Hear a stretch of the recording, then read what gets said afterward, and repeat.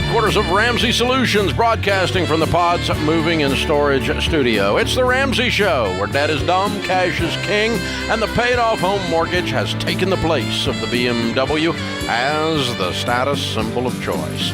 We help people build wealth, do work that they love, and create actual amazing relationships. Dr. John Deloney, Ramsey personality, #1 best-selling author, is my co-host today as we take your calls about your life and your money. Been a hot minute since we were on here together, both of us traveling and working and traveling and playing. It's good to see you, man. Good to see you. You're looking good. You're going to make it. You're getting handsomer by the day. Oh, that's true. That's definitely true. Oh, brother. I don't know. What have you been doing while you were gone? That's scary.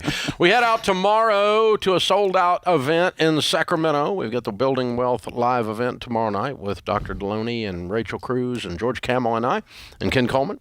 And so we'll fly out of here in the morning and head over to California and do an event there tomorrow night. Thank you, Sacramento. We appreciate you. Rumor is they need us, Dave. Well, rumor is every city we go to needs us, but some more than others, but there's no question about it. So we're excited. A lot of good things happening around here right now. Launch of the Gazelle debit card last week was absolutely mammoth and huge. Thank you for all of you that have already gotten your Gazelle debit card, the smart way, the Ramsey way to spend and save. Thank you for all of you that have already signed up for the spring Smart Conference, the inaugural event at the Ramsey Event Center, which will be completed by then. It's sitting on the hill behind me under construction and will be done and ready to do events on in the spring. The inaugural event will be in April. Looking forward to that, and April 14 and 15, really, really excited about that. So a lot of good things there, a lot of tickets on that already sold. Most of the VIP and Platinums are already gone. Good grief. Check all that out, and the live events are up for sale for spring, most of them anyway. We've got a couple of them in contract, and you can check them all out at RamseySolutions.com. Let's start this hour off with James in Billings, Montana. Hey, James, how are you? I'm doing well, Dave. How are you? Better than I deserve, sir. What's up in your world? Okay. Well, Billings is our closest town. I'm actually in Sheridan, Wyoming, but that's neither here nor there. The reason I called was my wife and I are we're debt-free. We've been debt-free for a little over 10 years. We're wanting to pay off the rest of our mortgage using some funds from our retirement and annuities accounts. Cool. And how old are you? I am 68. Okay. And how much money's in the accounts? Right now, well, it's extremely down since the first of the year. Right now, it's about $710,000. What's it take to pay off your house? About $163,000. If I woke up in your shoes, I'd be debt-free, house and everything by the close of business today, my brother. Okay. Well, I just wanted to bounce that off of you. Yeah. Let's pretend you had $600,000 and not $750,000, and you had a paid-for house. Would you go borrow money on your house to put it into the stock market? No. Okay. Every day you don't pay it off. That's what you're doing. Okay. That makes sense to you? Yes, sir, it does. Yeah. You're going to have some taxes. You're going to have some taxes on that, so you're going to have to pull out more.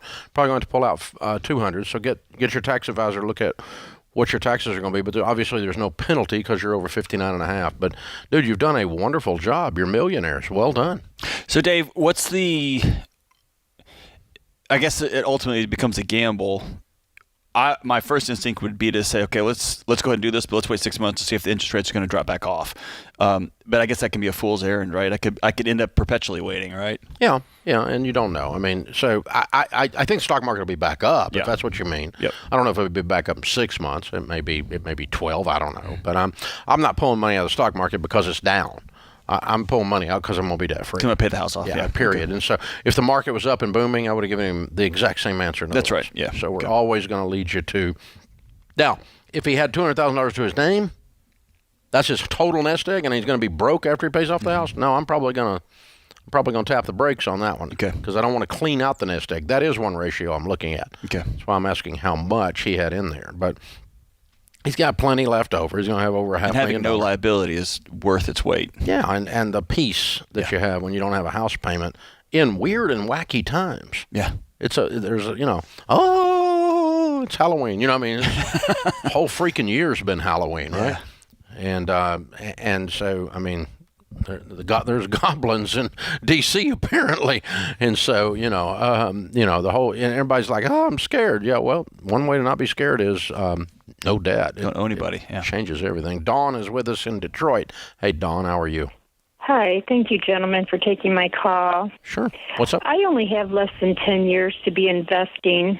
Mm-hmm. And what do you mean when you keep saying you need to stay in for the long haul with your investments? Well, a study that I did several years ago, and I've not updated it in fairness, but it's probably fairly accurate still. I looked at all of the potential consecutive 5-year periods, like 1955 to 1960, 1956 to 1961, and so on, all the way up the calendar since the stock market opened. 97% at that time, again, I've not updated this, 97% of the 5-year periods made money. Okay. And so that told me if I leave it alone 5 years, I'm probably okay. Okay. And so when I say long term, that's kind of the minimum. 67% of the 3-year periods made money. Okay. So 2 out of 3 times you'd make money, right? Right. But that scares me when we talk about the question the way you asked it. If you had a 3-year window, I'd be going, ugh, Right. Now, here's the other thing to add to your equation, though, that sometimes financial planners and the like don't do, is that let's say you got $1 million and you retire. Okay. 10 years from today. Okay. It's not like you're going to cash it out that day. It's still going to be in the market. You may be taking off some of the earnings to live on and to enjoy, but it's not like, 65, clean her out. That's not what people do. Mm-hmm. And so likely if you've got 10 years of working life, let's say you're 55 and 65 is the 10-year mark, you're likely going to leave this money alone for 30 plus years. Okay. Right? Because you're going to be living off the interest. You're not going to just cash it in. Like I'm 62. I've cashed nothing in. I'm just going to let it sit there and grow. I'm living off of, I'll still work, but I'm living off of that. But if I retired today, I've got plenty of other investments other than the stock market that I wouldn't touch. Wouldn't touch my retirement. So my retirement's probably not going to be touched while I'm alive. Okay, because I know there was a freeze on my investments for 33 years. Because I was on disability with the company. And then I found out they sent a letter to ask me if I wanted to roll over or go under their roll no longer over. Be grandfather. No, roll over. Yeah, if you can get out of there for sure. And roll it over to an IRA. No taxes on it. Yeah, that's very cool. Yeah, but long term is 5 years or more. And keep in mind, you're probably not cashing it in, people, when you get to 65 anyway. Like the guy before, he was 68. He's not cashing that other money in. Just enough to pay off his house. The rest of it's going to sit there. He's probably living off of nothing. This is The Ramsey Show.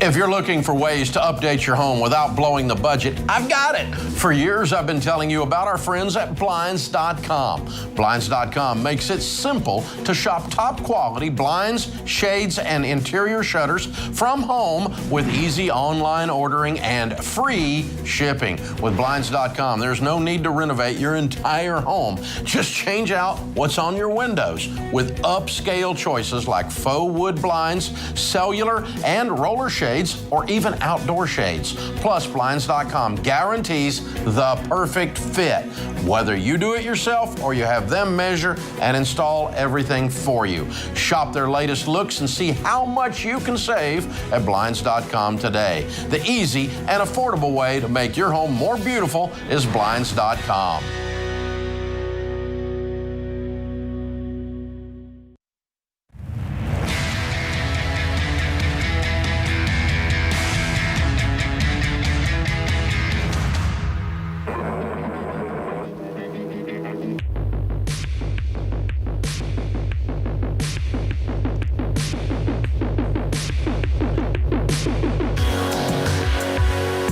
People of a certain age, I love it when they play your favorite songs, Dave, for bump music. Yeah, well, okay.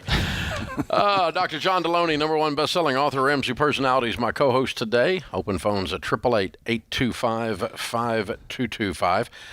So the government is planning to hand out more free money in terms of forgiven student loans, or so we hear. What if that forgiveness doesn't wipe out all your student loan debt? That means you're still in debt. That means they did not fix your problem all your life. And that means you're going to have to fix your problem in your life, which, by the way, the sooner you realize that, the better off you're going to be and the quicker you're going to have a life. People who wait on Washington to give them a life have a life that sucks. I mean, think about a life brought to you by the DMV. There you go. This is what happens when you live by government prosperity. Socialism doesn't work. So, waiting on the government to fix your student loan debt's a wish. Don't do this. What I will give you is a guarantee. I will guarantee you that millions of people, literally, millions of people have paid off their student loan debts as a result of going through Financial Peace University. And it's a proven plan to pay off all your debt in just a couple of years, not decades, not millennials. You just get it done, and then you get your life back. And you're able to be incredibly generous and build wealth and do all kinds of things when you don't have any stinking payments, including having evicted Miss Sally Mae. So start Financial Peace University right now. Go to RamseySolutions.com/FPU. Kick Sally Mae out. RamseySolutions.com/FPU. All right, it looks like Matthew's in Atlanta. Hi, Matthew. Welcome to the Ramsey Show. Hey, Dave. Thanks for having me. Sure. What's up? All right. So I want to start off with I'm a big fan of baby steps. I'm 24 years old. Currently just finished building a house. Did a lot of the work myself with the help of friends and family, and was able to build a house for under $200,000 in this crazy market we're in. But basically, I'm at a point with that project kind of depleted my savings, but I'm starting to have some serious truck troubles. And I know you are anti-car payment, and I'm just trying to figure out what I kind of need to start preparing for, because it's an old pickup truck. It's got almost 300,000 miles on it, and it leaks oil. Doesn't have AC. It's just, it's basically, it needs new tires. It just needs a lot of stuff, and it's probably needs more than the truck is worth.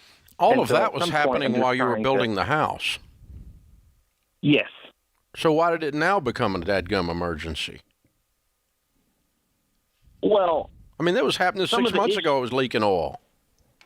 Yeah. 6 months ago, it had 298,000 miles on it. Mm-hmm. So I'm not going to give you permission to turn it into drama now when you didn't then. Yeah. Okay. What do you make a year?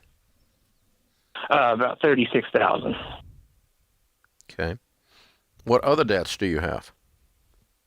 I have some debt to some family members to help me kind of seal the deal with getting the house finished in time, because with all the material rate increases. How much do you owe your family? Right at $50,000. And what's this house worth? About $300,000? No, it appraised for $500,000. Way to go, man! Congratulations. Okay. Thank you.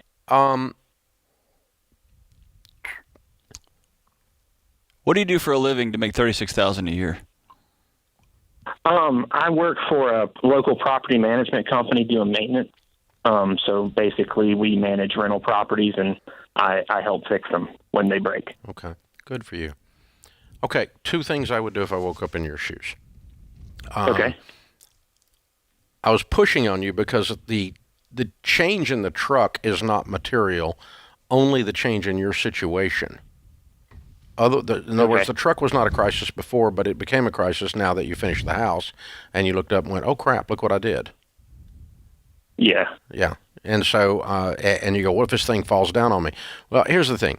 Probably you've got 6 months before the thing lays down. Okay. But very likely you got 3 months. Would you agree with that? Okay. Yeah. Because it's just you just looked up and went, this roof looks bad. It's probably going to leak, but it's not yet leaking. And that's kind of what we're doing here. Mm-hmm. So that's the way I'm analyzing this. And if I'm missing something, you can argue with me. That's okay. Okay. So what I do in your shoes, man, you have a gift in knowing how to work with your hands, and you can make a lot of money building decks on the weekends or doing maintenance handyman work for somebody on the weekends.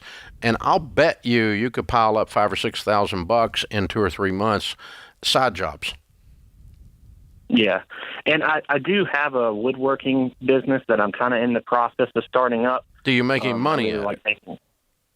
I haven't turned a profit yet. Okay, I want you to go make some money to buy a truck. I'm not talking about your dreams. I want you to go make some money to buy a truck. Okay. Like because you're driving a $2,000 truck. We need to get you into a $6,000 or an $8,000 truck, so you need $5,000 or $6,000. Okay. And you need that in the next 90 days, and you need to get that as extra income. Way to go. And this next truck is not going to be pretty, and your buddies in the construction trade are going to make fun of you when you pull up to the site. They already do, though. That's right. And so none of that's going to change. My fear is that you got a house now, and you've started flexing your muscles a little bit, and you think guys in houses should drive cars that look like X or Y. Ooh. Yeah. And I don't want you to start getting too big for your britches.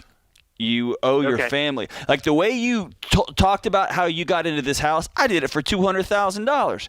And then you quietly whispered, and I had to go ask mommy for $50,000 too. Right? So there's a little bit of flexing and a little bit of reality. Let's do this all the right way, and let's work like a maniac for the next 12 to 18 to 24 months. Pay off mom and dad. Get yourself a truck that you can rely on, and build your business. You're worth more than $36,000, my friend, with the skills you've got. Yeah, you need to be making more money overall. That's a Ken Coleman thing there. But as far as what you called about, as far as the truck, 90 days, $2,000 a month is $6,000. Sell the truck for $2,000. That's an $8,000 truck. That's a move up. That's not a permanent solution, but that keeps you from being left on the side of the road without anything working. You're probably going to put some tires on it in the meantime too. Because you might blow a tire. That's very real. I don't know how bad the tires are. You got to look at them. But if you can make it 4 months with the tires, because tires do not increase the value of a $2,000 truck. Yep. So putting $1,000 worth of tires on there doesn't solve anything except keep you from being stranded. So that's what I would do. And the second thing I would do is I would just run down to the credit union, if you can talk them into it, to loaning you $50,000 on a $500,000 house, fixed rate on a 1-year note, and pay it off in 1 year, and go ahead and pay off mom and dad today. Yes. Because Thanksgiving dinner tastes different when you owe your relatives money. The borrower is slave to the lender, and it changes relationships, and I wouldn't want that even for a year if I were in your shoes. But if you don't have any choices, then you just need to do what John said and roll up your sleeves, and after you get the truck, let's go ahead and get the family loan cleared after that. So, but great job. $36,000 sitting in a $500,000 house, almost paid for. Dave, he's on a precipice. He is right on that edge where 24-year-olds become 25, 26-year-olds, and he can look up and owe nobody anything. And be a millionaire. And be a millionaire in short order. Or he can also have... He could fall backwards into normal. A 2024 F350 dually, and plus this, and plus a bunch of tools. Owes more on that than he does on the house. And be in a mess. He's sitting right on that precipice, man. Yeah, you could fall off into stupid right here real easy. Real easy, man. Yeah, from two guys who did it, right? Yeah.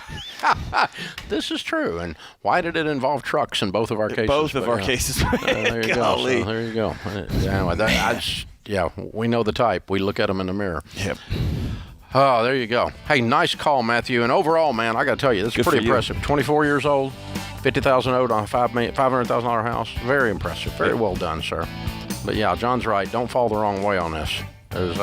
Lean up the hill. Don't fall back. This is the Ramsey Show.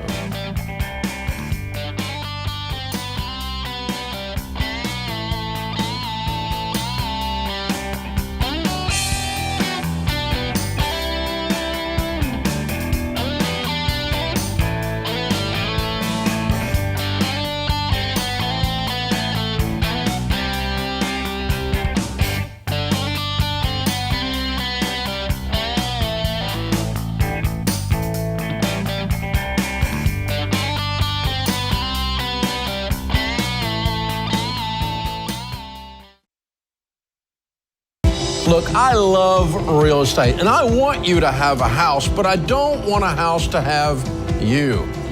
That's why you need to get in touch with Churchill Mortgage to make sure you do this right. These guys are awesome. They'll help you get on a smarter mortgage plan because they're committed to doing what's right for you. That means they check in every year with free consultations to help you stay on the right plan. They show you how to save money and interest so you can build wealth faster. They walk you through the total cost of your loan so you can make the best choice. Basically, they care.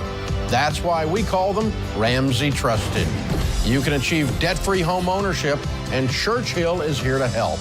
Go to their site, churchillmortgage.com/Ramsey, to start your approval or get more information.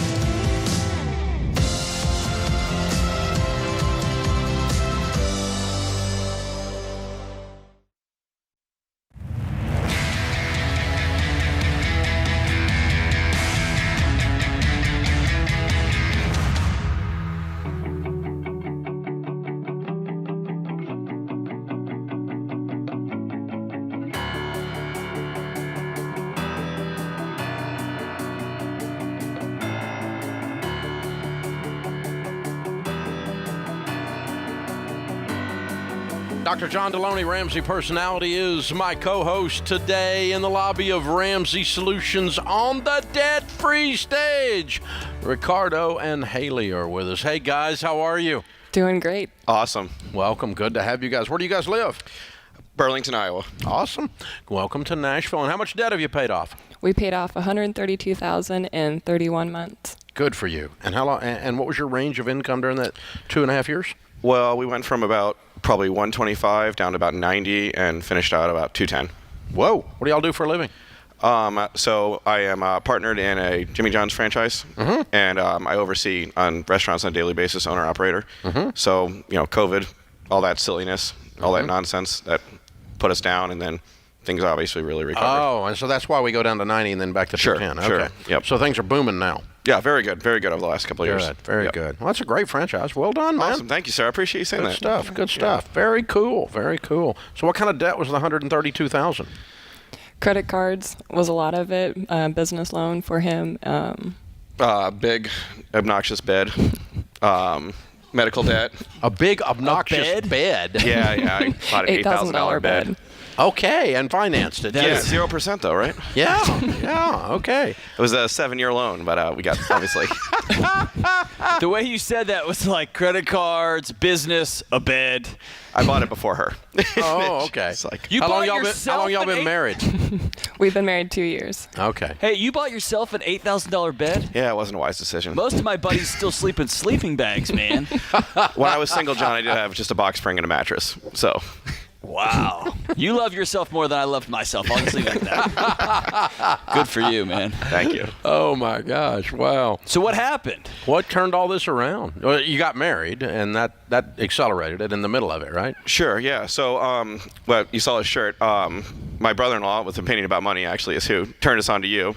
He went through the plan, and he was on maybe step 4, 5, 6. Actually, completed step 7. Oh wow! And then we sort of half-butted it for a little bit in the beginning, and still had credit cards. And then July of 2020, my wife was working at a car dealership and lost her job from COVID, and we were very, very low. And then Ramsey Plus just came out that summer, and we signed up for it, and we did the FPU on Zoom, and watched all the videos, did that, and it just got rid of the credit cards and really ran our budget down, sold everything. Facebook Marketplace, lots of that stuff, and sold most of my watch And that's collection. why your income was going down, and life looked dark. Extremely dark. Yeah, it was as low as it possibly could have been. At March of 2020, you weren't sure the world wasn't over. Right. I mean, you even weren't, right? And the restaurant business was still being just pummeled by the government regulations. Yep. And it was hard to know if I was going to have employees, what was going on. Somebody sneezes, they can't come to work for 5 days. So I remember. Yeah, it was very, very tough. So, but that's when Haley came in, started working with me in the business, and that's what we do together. So. Oh, good. Yeah. Okay. All right. Definitely. So the heck with the car dealers. We're going to get in the restaurant business. Yeah, Absolutely. exactly. Yeah. I love it. We can make sandwiches. How did that conversation start? Did you say, hey, honey, I can help? Or did you finally say, I'm crying uncle, I need help.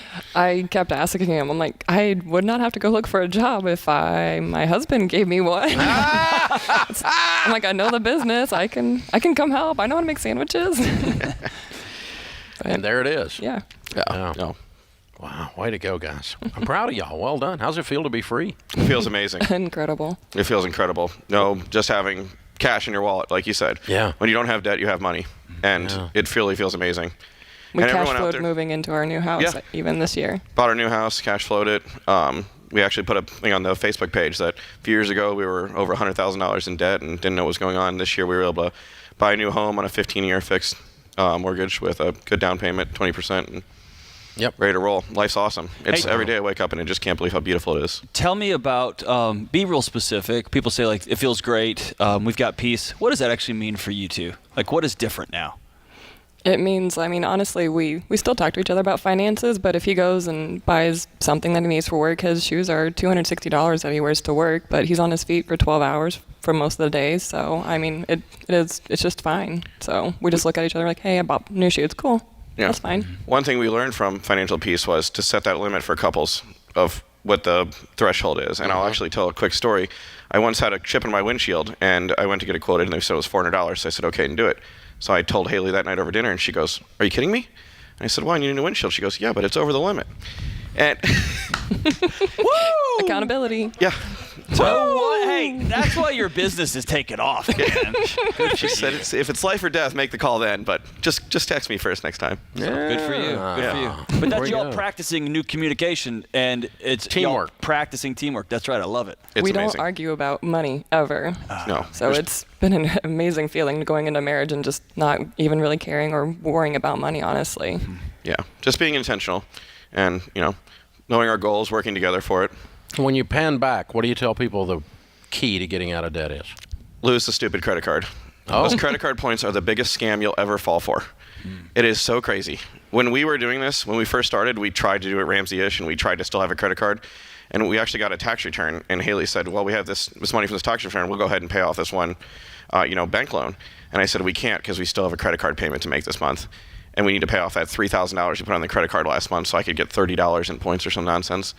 And it was July 2020 when we finally cut them up. And before I was with her, I think we had like 8 credit cards. It just kept completely out of hand in my 20s. And they're just, everyone out there listening, I was back there listening one day 3 years ago, and Dave was saying no credit cards. And I was laughing to myself in my car saying, you're just giving away free money. No, you're not. Those people are winning.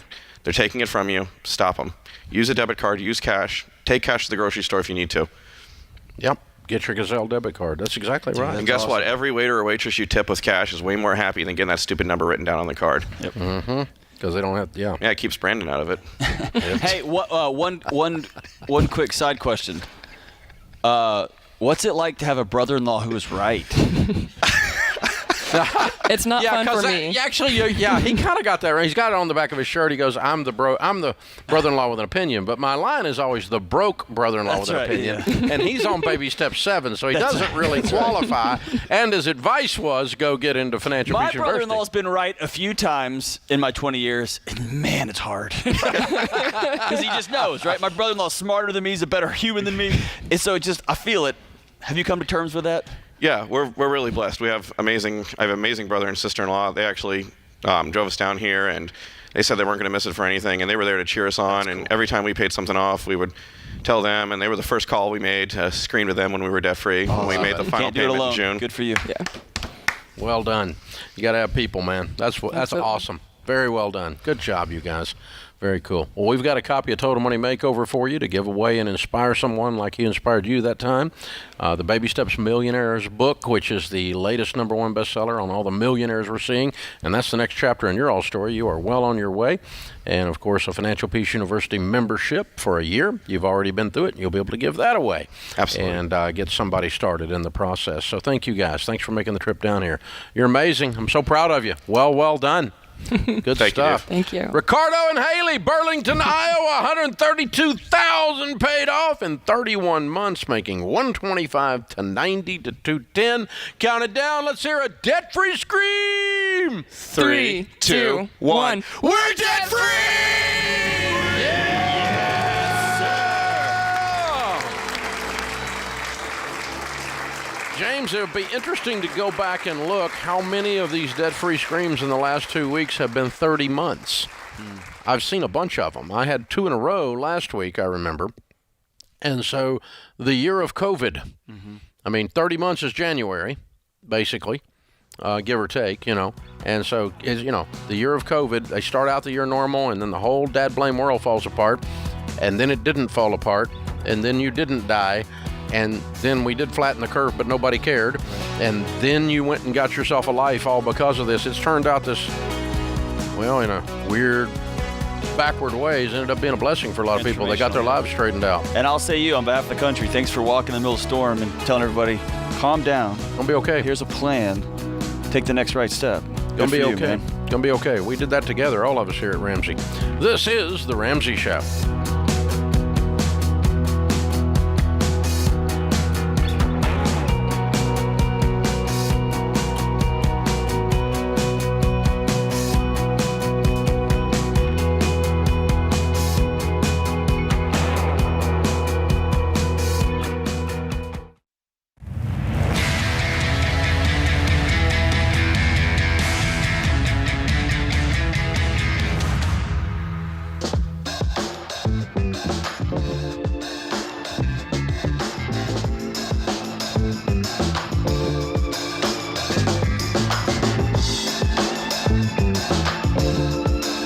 Dr. John Deloney, Ramsey Personality, is my co-host today. Rob's with us in Philadelphia. Hey, Rob, what's up? Hey, Dave. Thanks for taking the call. Sure. It's very cool talking to you. Big fan. Thank you. Let's see. I'm 57 years old. About a month away from the end of Baby Step 2. And that's not the nature of my question. I have a employer pension plan that is terminating, and they're offering me some choices, like an annuity that would pay $550 a month forever, or an $80,000 lump sum that I can roll into a company-sponsored Roth or 401k. No, just roll it into an IRA in your own name. In my own name. Yeah. Okay. And put it into put it into the types of mutual funds we talk about: growth and income, aggressive growth, and international.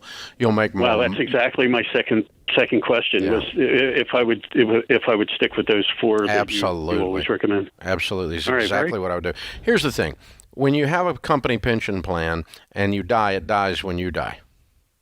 Right. When you move the $80,000 into a mutual fund, it doesn't die when you die.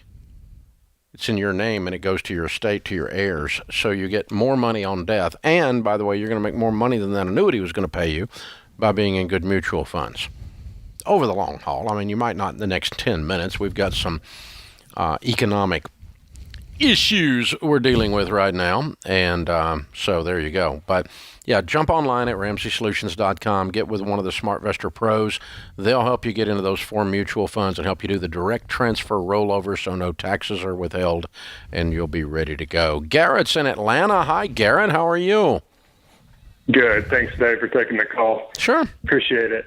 And we won't get into the football game this Saturday, so since I'm in Atlanta. Okay.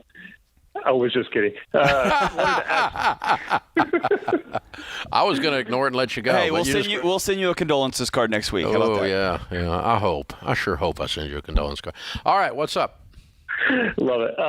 So my wife and I, for the last 10 years, and I would say me, probably have been on the originally for about 10 years, been on the Ramsey Light syndrome.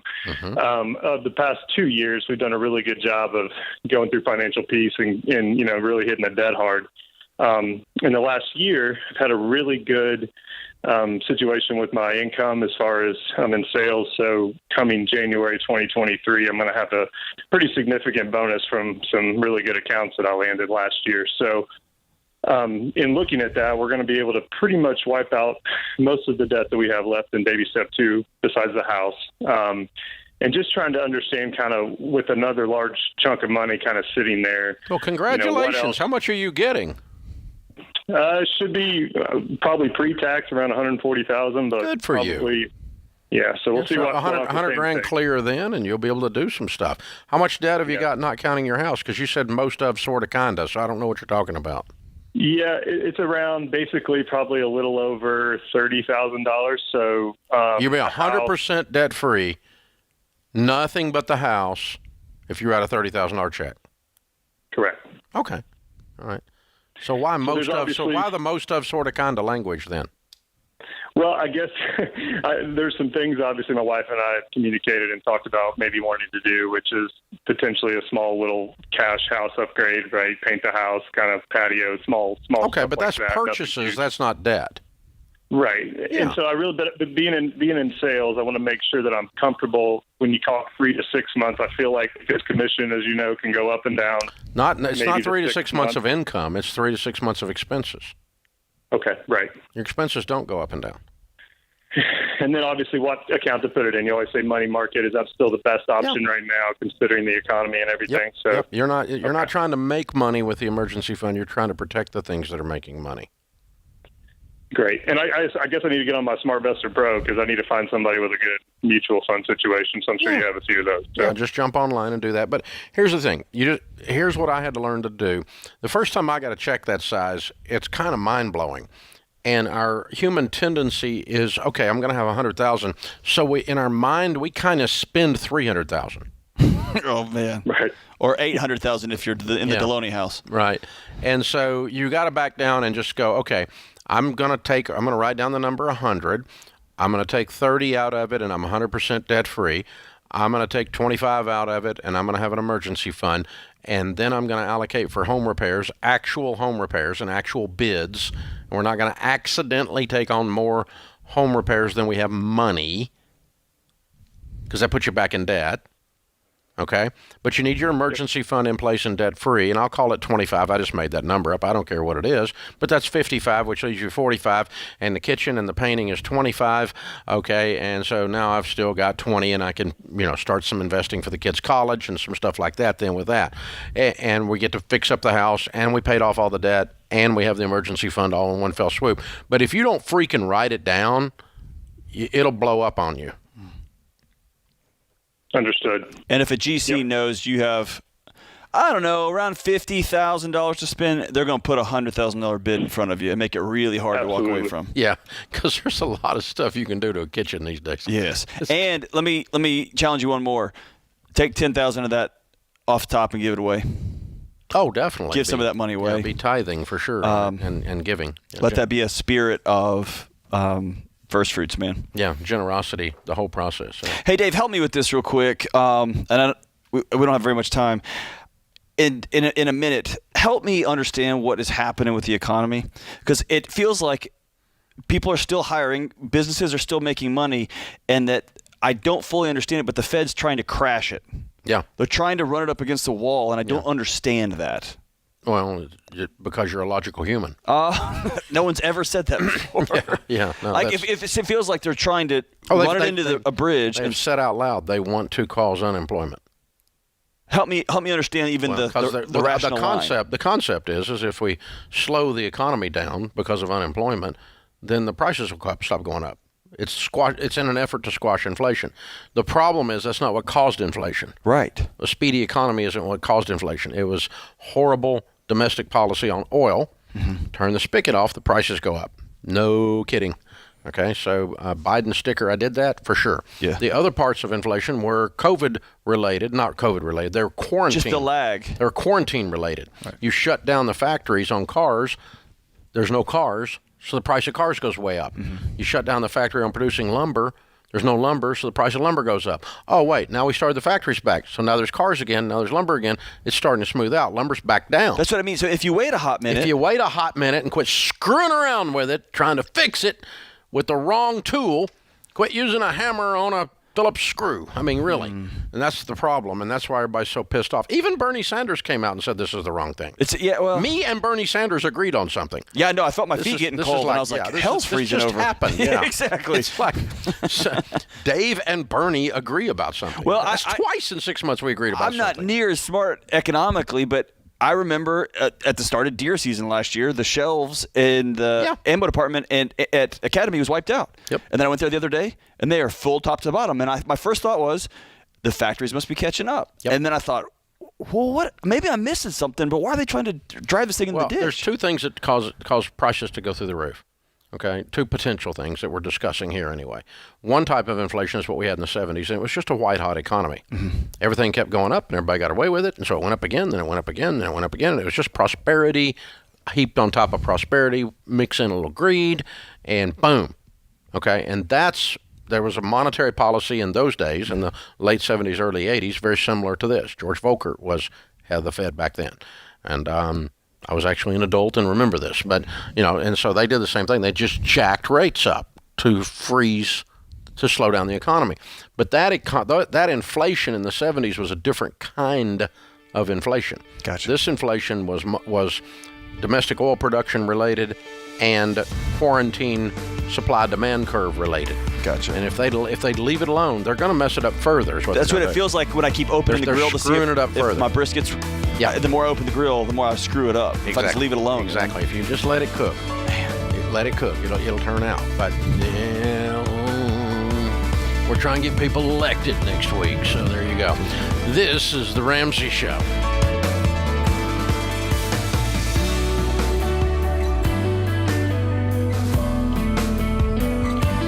Hey, it's John Deloney, co-host of The Ramsey Show. Did you know over 18 million people listen to The Ramsey Show every week? A lot of those people listen on one of our 600-plus radio stations across the country. To find a station near you, go to RamseySolutions.com/show.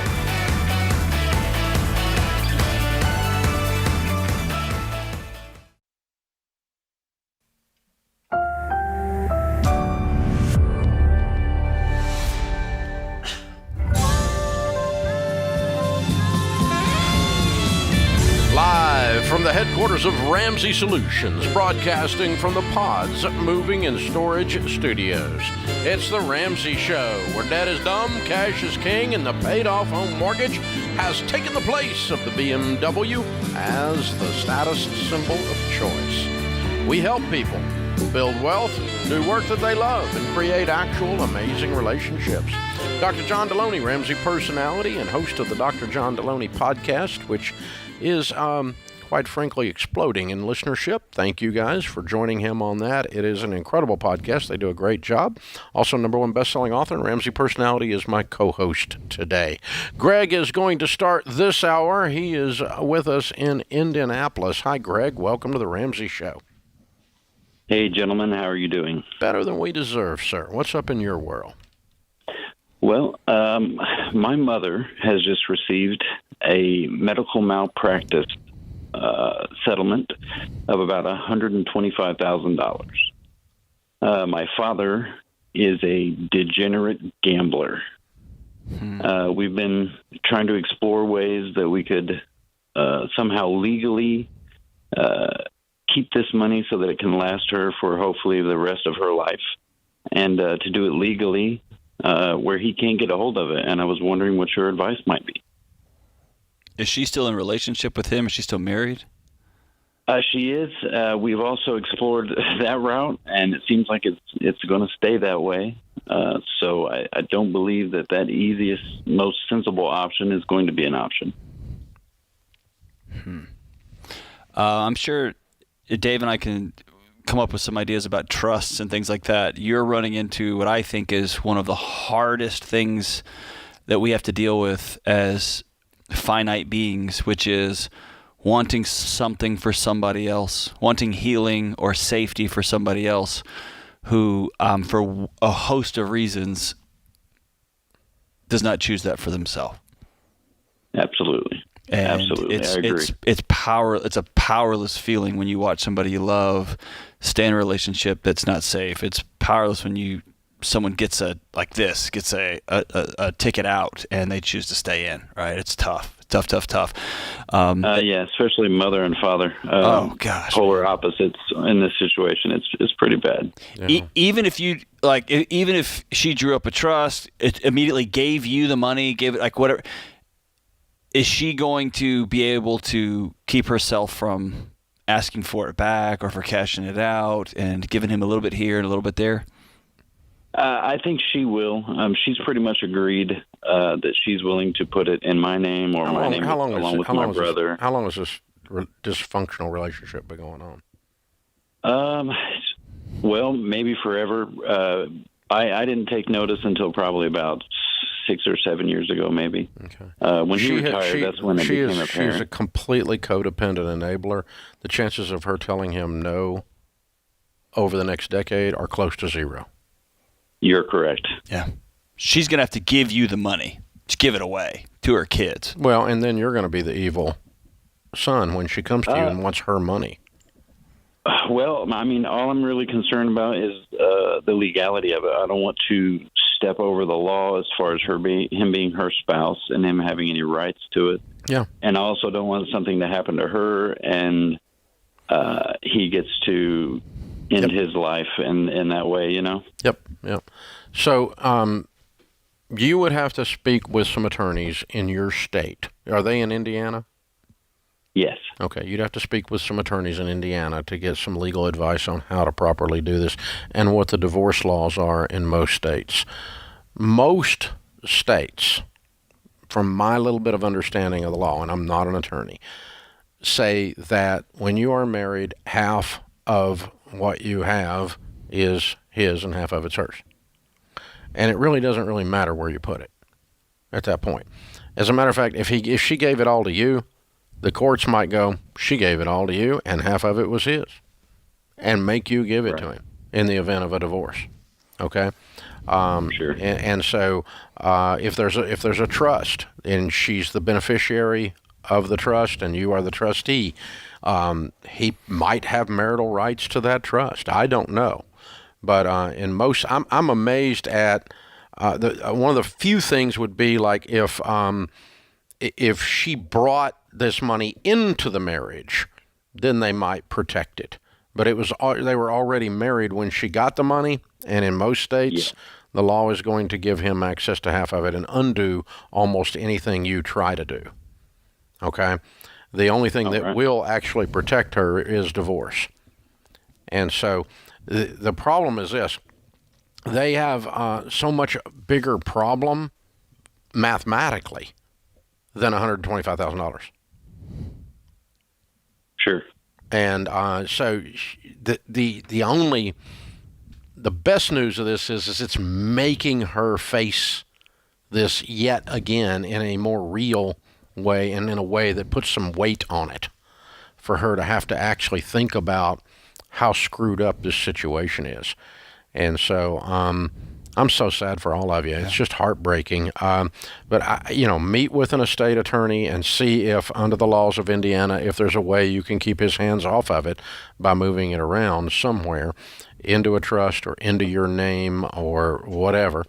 I mean, she can gift it to you, but I think the gift could be undone in a divorce court in most states. Have you? I understand. I'm assuming that the way you talked about your old man, that this ship has sailed, but is there something to be said for sitting down with him and saying, this is not for you, this is to keep you all alive for the next 15 years? This type of thing has been tried. Okay. And, my dad's always kind of been an honorable man, but this has completely erased all of that. Yeah, that's what an addiction does. Addiction turns people into liars and manipulators. Absolutely. But being able to tell her that this advice came straight from Dave and John will be great. Okay. And I appreciate you guys telling me what you think about it. Well, I'm sorry. I think the only way I can, to my knowledge of 30 years being in the financial planning world, to my knowledge, in most states with the way divorce law works, as I understand it, again, you're welcome to double check the legality of this because I could be wrong, okay? But I don't think I am. To my knowledge, the only way to protect this money is a divorce. And the divorce court likely would say, in this case, you might only be protecting half of it, right? You might be protecting half of it, but it might say, hey, this was awarded to her recently. He has this situation. But if you wait 5 years, they're not going to do that. That's right. Okay, so if I think that would protect it probably, but I'm not even sure then. And Greg, you have to come to terms with the fact that you can't want her to be well more than she wants to be well. Yeah. You can want it, but it's not going to affect that change. And at some point, you've got to open your hands here, because you're going to put yourself in an early grave trying to get somebody else to change their life, which you can't do. She thinks she's being kind by going along with all this, and she's being unkind to everyone involved. Herself included. Exactly. This is The Ramsey Show.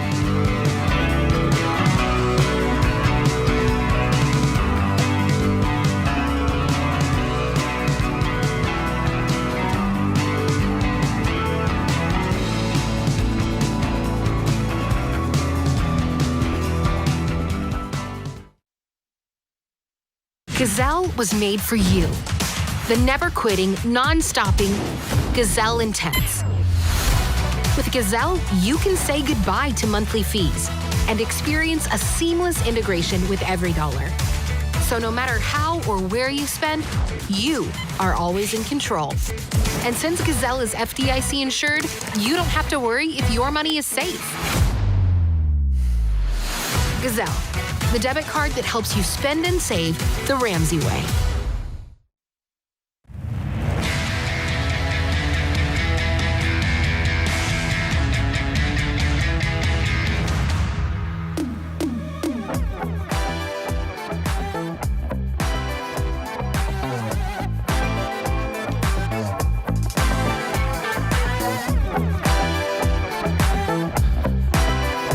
Dr. John Deloney, Ramsey Personality, is my co-host today. Thank you for joining us. Dave, Here in the back. They have taken your records and are playing them all today. It's bad.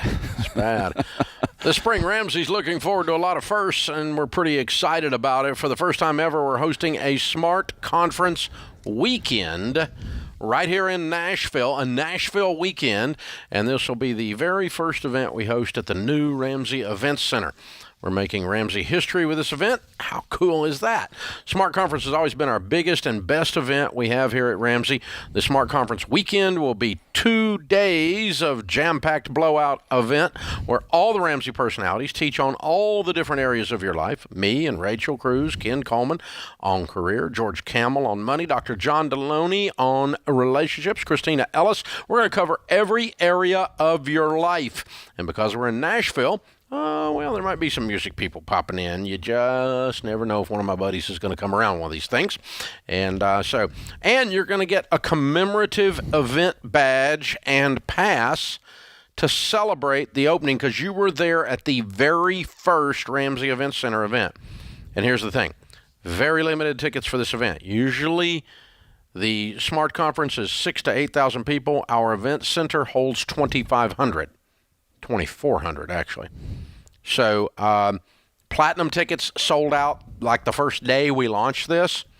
There's a few other upgrade VIP tickets left. They're going really fast. Tickets start at $79, and that's the early bird special. You need to get yours right now before they're gone. Here's the details. April 14th and 15th, a Friday night and a Saturday. You can come in early on Friday, watch us do the show. We do it from 1 to 4 Central Time on the glass. There's always 50 to a couple of hundred folks sitting out here watching us, including right now. So just come to the Ramsey Events Center in Nashville. Make plans right now. Go to RamseySolutions.com/events. Get your tickets right now, and you'll be ready to go. Our question of the day comes from Blinds.com. They have a 100% satisfaction guarantee. That means even if you mismeasure or you pick the wrong color, they'll remake your blinds for free. Free samples, free shipping, new promos all the time. Always use the promo code Ramsey, and you'll get extra discounts. All right, today's question comes from Wesley in Arizona. I've been hearing, oh man, anytime somebody starts with, hey, I've been hearing, oh, here we go. I've been hearing more and more in the news recently about the government looking at digital currency. Are they doing away with cash? And if so, should I be worried? Some are suggesting taking money out of the bank and investing it in gold or silver. That's not something I feel comfortable with, but I don't want to lose my money. They're coming for us, Dave. You got a little prepper down inside of you. Oh, way down in there. I'm worried about some, and I've been hearing. Yeah. Man. They're coming for us. They Said and I Heard are a really crummy financial planning firm, especially when you're getting it off the internet, because everything on the internet's true. Abraham Lincoln said that. So, okay. First, let's understand that actual paper money is a very small percentage of our economy already. That when you Venmo someone, when you write a check to someone, when you use your debit card to someone, when you have an automatic withdrawal from your checking account to someone, 100% of the money that transferred was digital money. You've never written me an actual check, Dave. It just deposits in my account, right? Yeah. All of my payroll is not done with real money. It's done with digital money.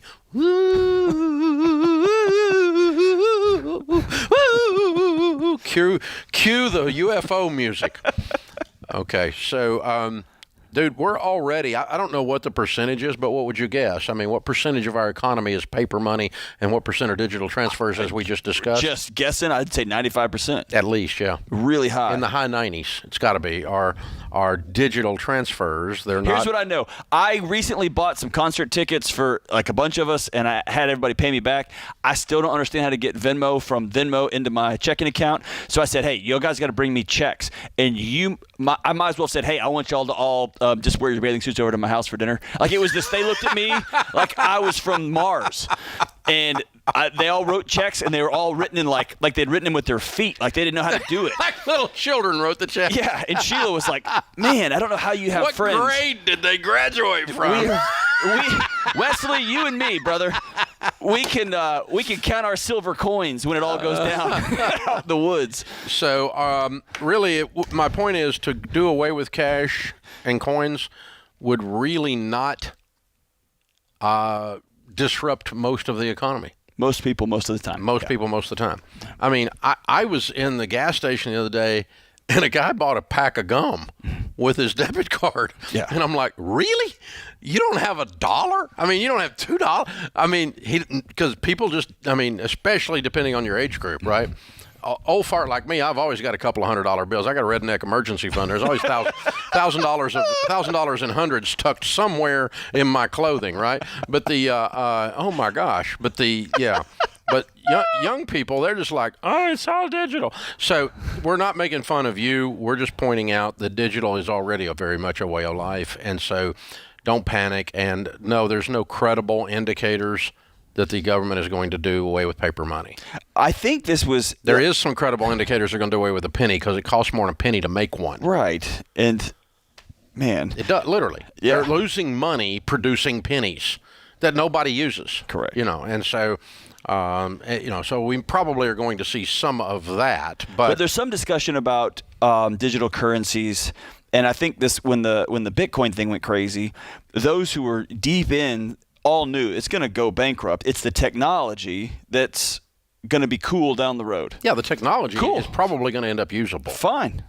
All just like I imagine there was a hubbub when the debit card came out, and then direct deposit came out, and I think there's always a lag on that kind of technology, and is what it is. And there should have been a hubbub when the IRS had the unbelievable genius move to withhold your taxes from your check before you ever got your check. Oh. That was genius. Yes. That created a whole country of sheep. Yep. And because I got to tell you, people, if y'all had to go line up somewhere and hand $100 bills to someone called a tax collector for your taxes out of your check every week, there would be a revolution. Oh, baby. There would be like pitchforks and burn the monster. I mean, it would be, torches. Can you imagine? Oh, that's how genius this transfer idea is. Hey, we'll take care of it. We got you. Yeah, it's a low friction. We're going to make this easy for you to pay your taxes, and then you can just go to sleep, and we will take all your money. Well, I remember during COVID when they said, hey, we'll just deposit it for you. Yeah. And I thought, oh, if they can just put it in there, they can just take it out of there. Oh, there you go, paranoia. Oh, yeah. There you go. Yeah. I told you there's a prepper down in there. Oh, he's way down in there, but he's there. But hey, and I've talked about this on the show before, Wesley. For those of you thinking about investing in gold or silver, here's the reality. And this comes from a great quote from one of my closest buddies who works in banking there in Texas. If it actually all goes down, if we are trading coffee and bullets, we have this idea that our lives are going to go on as they are. Like we're going to go to the gas station in our car on the way to our jobs, and we're going to hand a canister of bullets and coffee in exchange for the gas. If we get there where we are trading gold coins, Yep. your neighbor will have already shot you for your water, and you will have already, like, you're eating pets. Like, everything is different at this point. And so we stop falling for the, you know what, when it all goes down, you're going to want to trade gold bullion for your... For It's what? not. It's not. It's not going to work that way. There's no failed economy in the history since the Roman Empire that has used gold as a method of exchange because of a failed economy. No. Never once. And if they find out Not you got it, once. they'll come get it. Not once. Right. No. That's not the hedge. Know your neighbors. That's the A hedge. can of gas, some new blue jeans, bullets and coffee. Yeah, that's the barter economy is what happens in a failed economy. And then a new regime comes up and they create new paper money with their face on it. Ta-da! This is the Ramsey Show.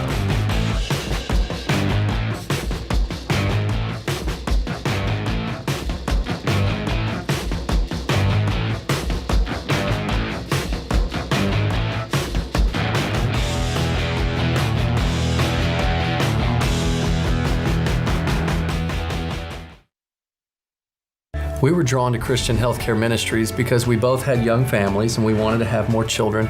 And we had also just started a real estate company and needed to find healthcare coverage that would meet our needs. We were attracted to CHM because of its low monthly costs and the ability to negotiate medical costs down. Established in 1981 and accredited by the Better Business Bureau, CHM is here to meet the needs of your growing family or small business. Check us out at chministries.org/budget. We absolutely believe in it.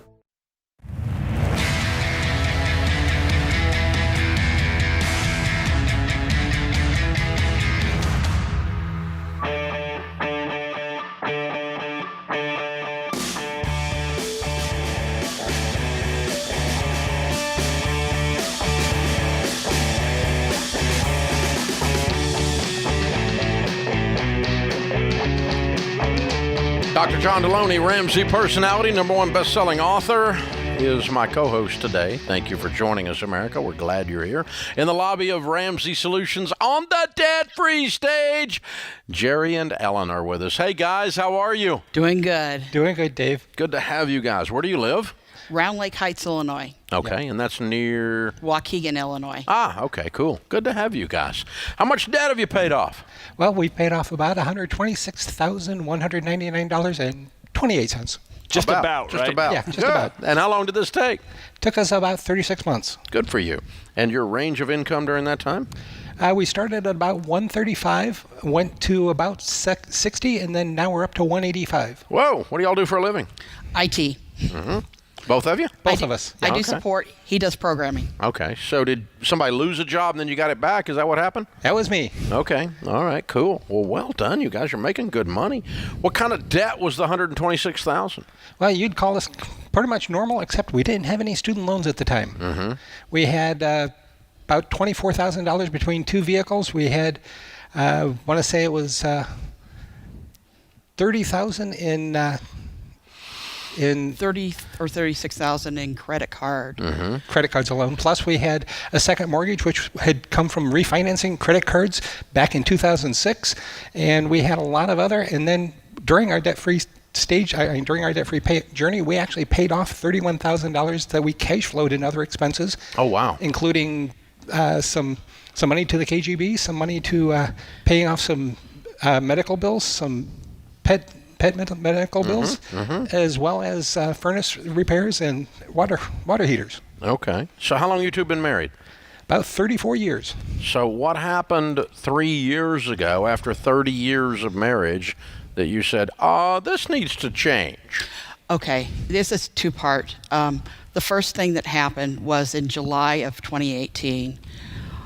I was afraid to take my dog to the vet. We didn't have any money. We were broke. I was unemployed at the time. It turned out that my little brown dog that's in the photo there had cancer, and it filled completely his chest before we finally took him to the vet, and he couldn't breathe. Then about a month later, and I'm still looking for a job. I just was going to start in a couple of weeks. We got a call from the electric company saying they're going to cut off our electricity. So the two things together, my guilt over that, I started looking for answers. I had heard of you, Dave, through Silent Sales Machine Group, and I had heard of your book, Entree Leadership. I was selling on eBay, I was selling on Amazon, I was selling on Etsy at the time. What we ended up doing, I had no clue what I was doing financially with the business, let's just put it that way. I ended up saying, when I started looking, and I remembered your book, and then I started looking into the other stuff that you did. I knew there was a financial thing behind it. Once I had an idea about it and had the podcast and everything, I turned to Jerry and said, can we do this? And your answer was? It's about time. Where have you been all my life, beautiful? See, I didn't really grow up with the Ramsey process, but my parents pretty much lived that style. As far as I knew, they didn't have a credit card to their name, but they paid off their mortgage and everything. And we were kind of an odd statistic because we actually did have student loans, but we had paid them off about a decade before we started the process. My parents actually had paid off their home. I was born and raised in a house and lived in that house all the way up till... So you guys rolled out the whole Ramsey process and started rolling and started just doing it straight up. Straight up. Everything we said, you did it. It was things. 2020 really was bad. Yeah. I was in the hospital between 6 and 8 times that year. 2021, I was in the hospital twice. This year, blessedly, I've been in once. But there was a very good reason I was in this time. Oh, my gosh. So I have pulmonary hypertension. Oh, wow. So I'm very susceptible to a lot of things. And COVID was nasty for you. Yeah. COVID is still nasty for me. Yeah. Let's just put it that way. Oh, my goodness. Wow. Oh, bless your heart. Very cool. I'm so glad you got free of this. That's got to help with the hypertension. Well, not only that, but as soon as we paid it off on July 4th of this year, my whole attitude toward buying things changed. A lot of people say in the beginning their buying attitude. I started reducing how much I was spending on groceries. I started really looking at, do I really need this? I wasn't willing to do that until we paid it off. Wow. I don't know why it took me so long, but I don't care. Now you're there. We're there. Yeah, we're there. How's it feel to be free? Quite a bit relaxing, yes. Brother, you look like you are 9 Xanax into this day, man. You are just chill as can be. I love it. I love it. Oh, it's amazing, so guys. What do you tell people the key to getting out of debt is? The budget. The budget is key. I never understood a budget at all, completely. I have a degree in geology. I have a master's degree in geology. I am not a non-science person. I had no clue about budgets. It's a different kind of math. Yes, it is. Because it's a math of the heart, and that's different than a simple equation. How has this helped your marriage?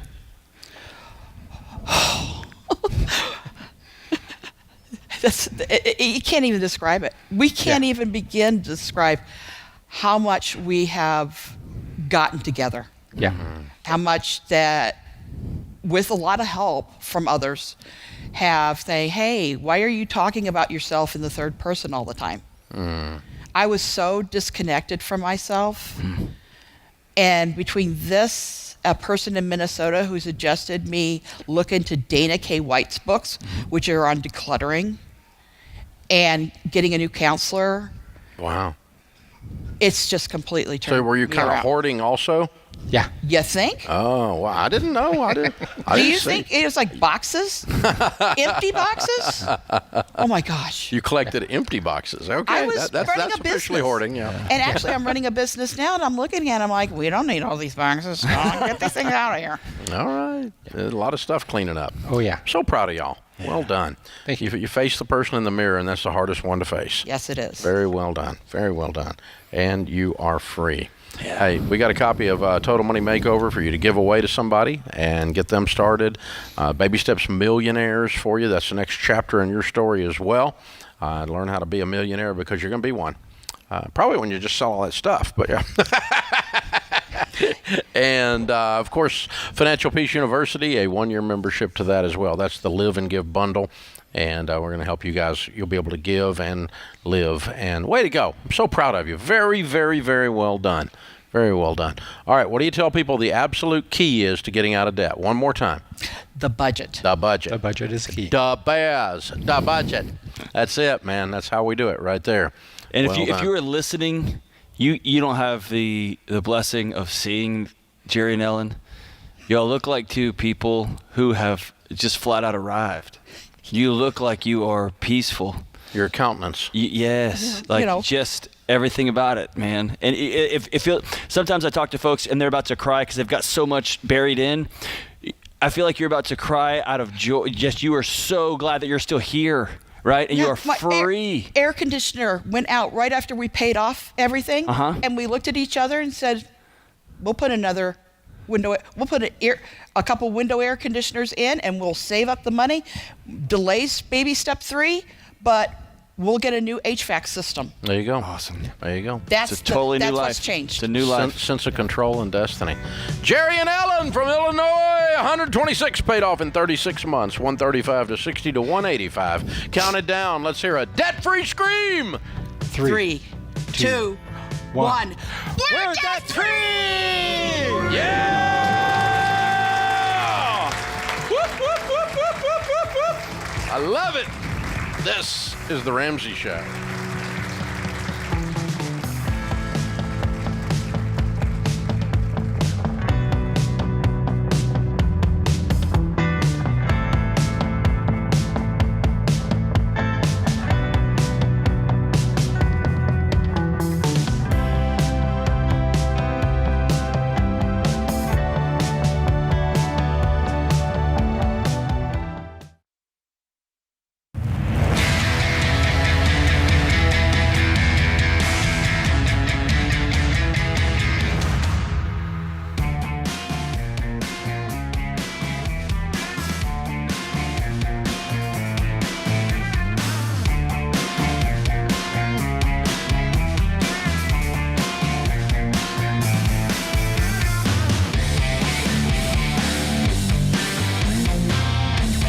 Dr. John Deloney Ramsey, personality, is my co-host today. Open phones at 888-825-5225. Hey, if you like this show, please consider subscribing to it on YouTube or on the podcast.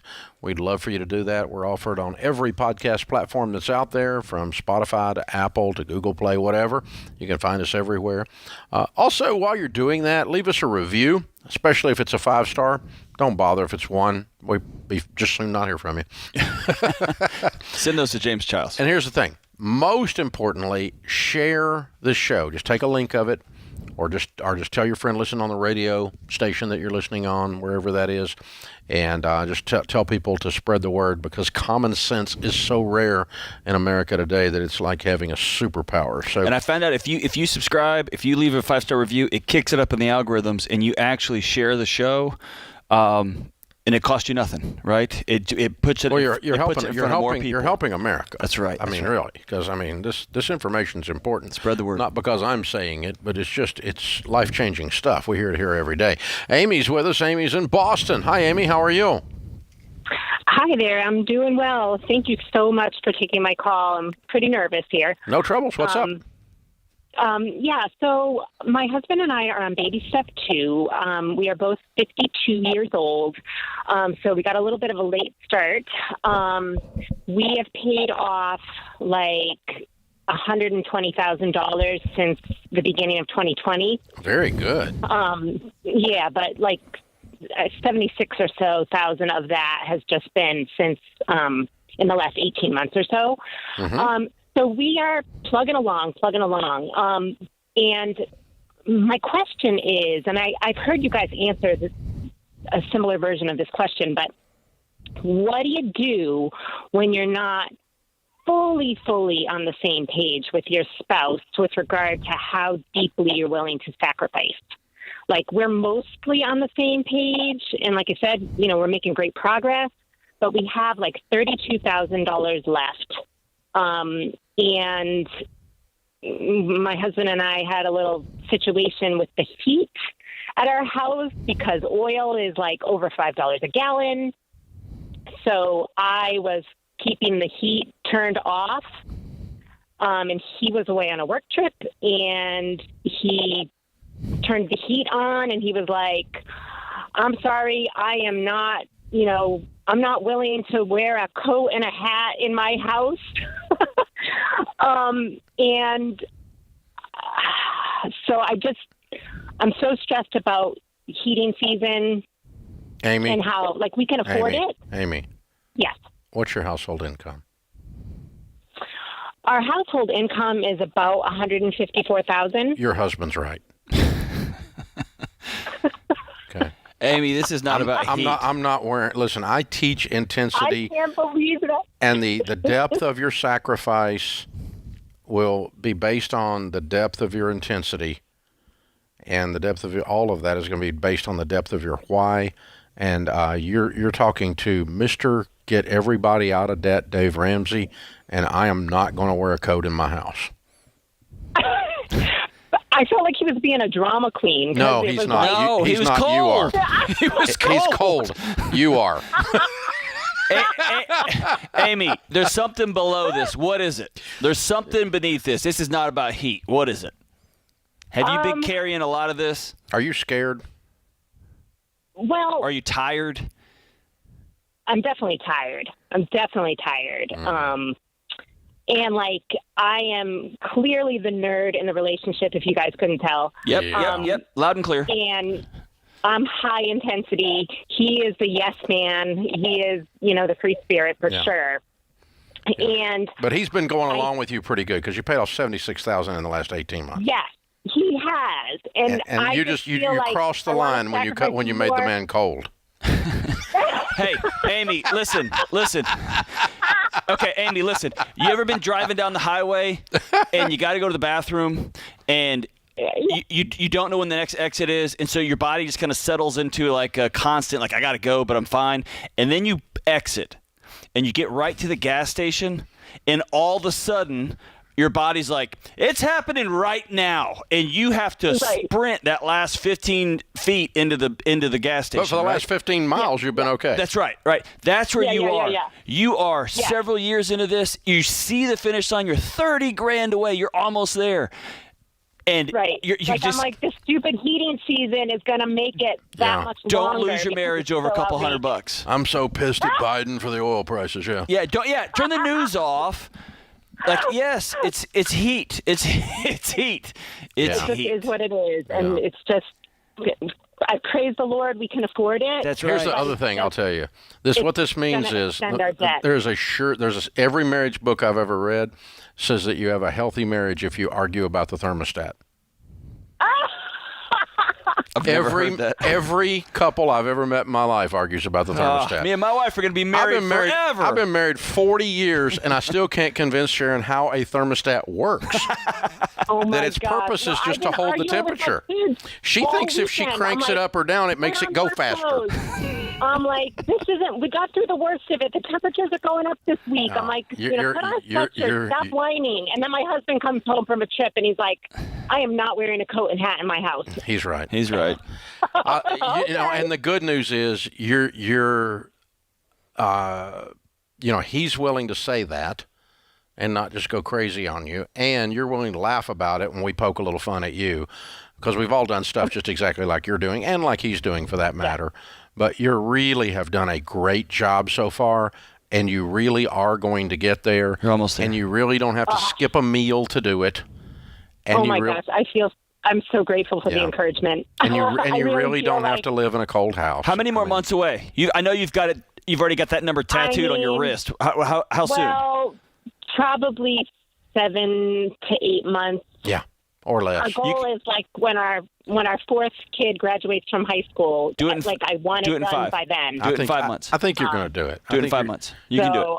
There's other things are going to happen, but the weird thing is the math works better when you're working together versus when you sacrificed so much that you lost your partner and you lost the connectivity and the unity of the relationship. That somehow causes the math to get better, more so than alienating them over the temperature in the house or whatever the thing is, you know. So if it was something else, if it was like I demand to go out to eat, I would tell him to quit being a drama queen. I demand to go on vacation. I deserve a vacation. I'd say, shut up, you whining snowflake. I would got after him, right? But you know, but all the men wanted was heat. I mean, it wasn't that cold. It wasn't that cold in the house. What was the temperature? It was 52. Good. Hey, and you haven't told us the truth. You took the toilet paper out of the house too already, didn't you? It was colder over the weekend while he was away. Oh, I told my kids, we got through the worst of it, guys. We got through the worst of it. Oh, the kids are cold too. Yeah. That's right. She's got a senior in high school. He's going to be telling his counselor when he's 42 that his mother actually froze him to death while his dad was out of town. On behalf of Mental Health Practitioners of America, we want to thank you for keeping us in business for the next 30 years.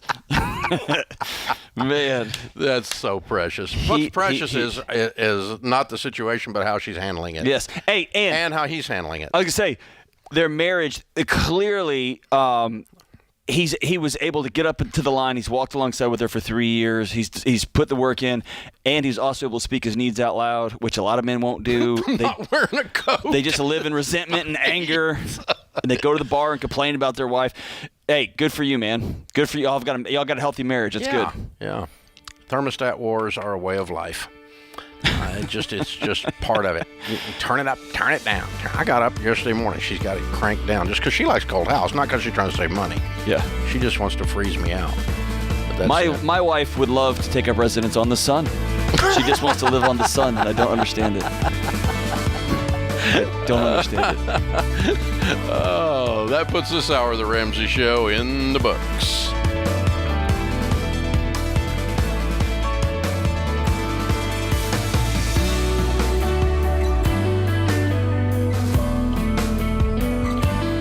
Dave here. You can find all of our shows with the Ramsey Network app on your smartphone. It's the only place to listen to the entire back catalog of episodes.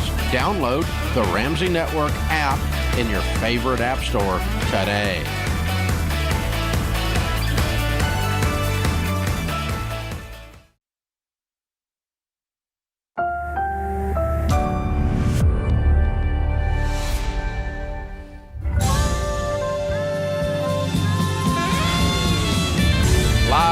From the headquarters of Ramsey Solutions, broadcasting from the Pods Moving and Storage Studios, it's The Ramsey Show, where debt is dumb, cash is king, and the paid-off home mortgage has taken the place of the BMW as the status symbol of choice.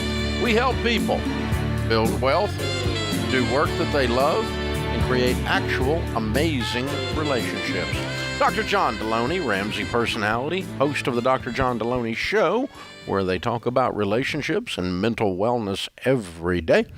You can check it out as a podcast. It is very popular. He's also a #1 best-selling author, is my co-host today. Shelley's going to start this hour off in Kansas City. Hi, Shelley. How are you? Yes, hi. So glad to talk to you both. You too. I have a question. I am trying to downsize my home, and I'm not sure if I should buy or sell first, and I don't want to get into a bad financial situation, so I was wondering what your opinion is on that. Well, I've noticed that the real estate market has slowed down. Have you noticed that? Yes, definitely. Okay. And what that means to me is if you were to buy another house and then it took 2 years to sell yours, that could put you in a pinch. Yes, understood. So I'm going to sell yours first, and then I'm going to buy another one, or I'm going to go rent somewhere until I buy another one, one of the two. It might entail a double move. It might entail doing something we used to do back before real estate went crazy white hot, was we used to do a contingency.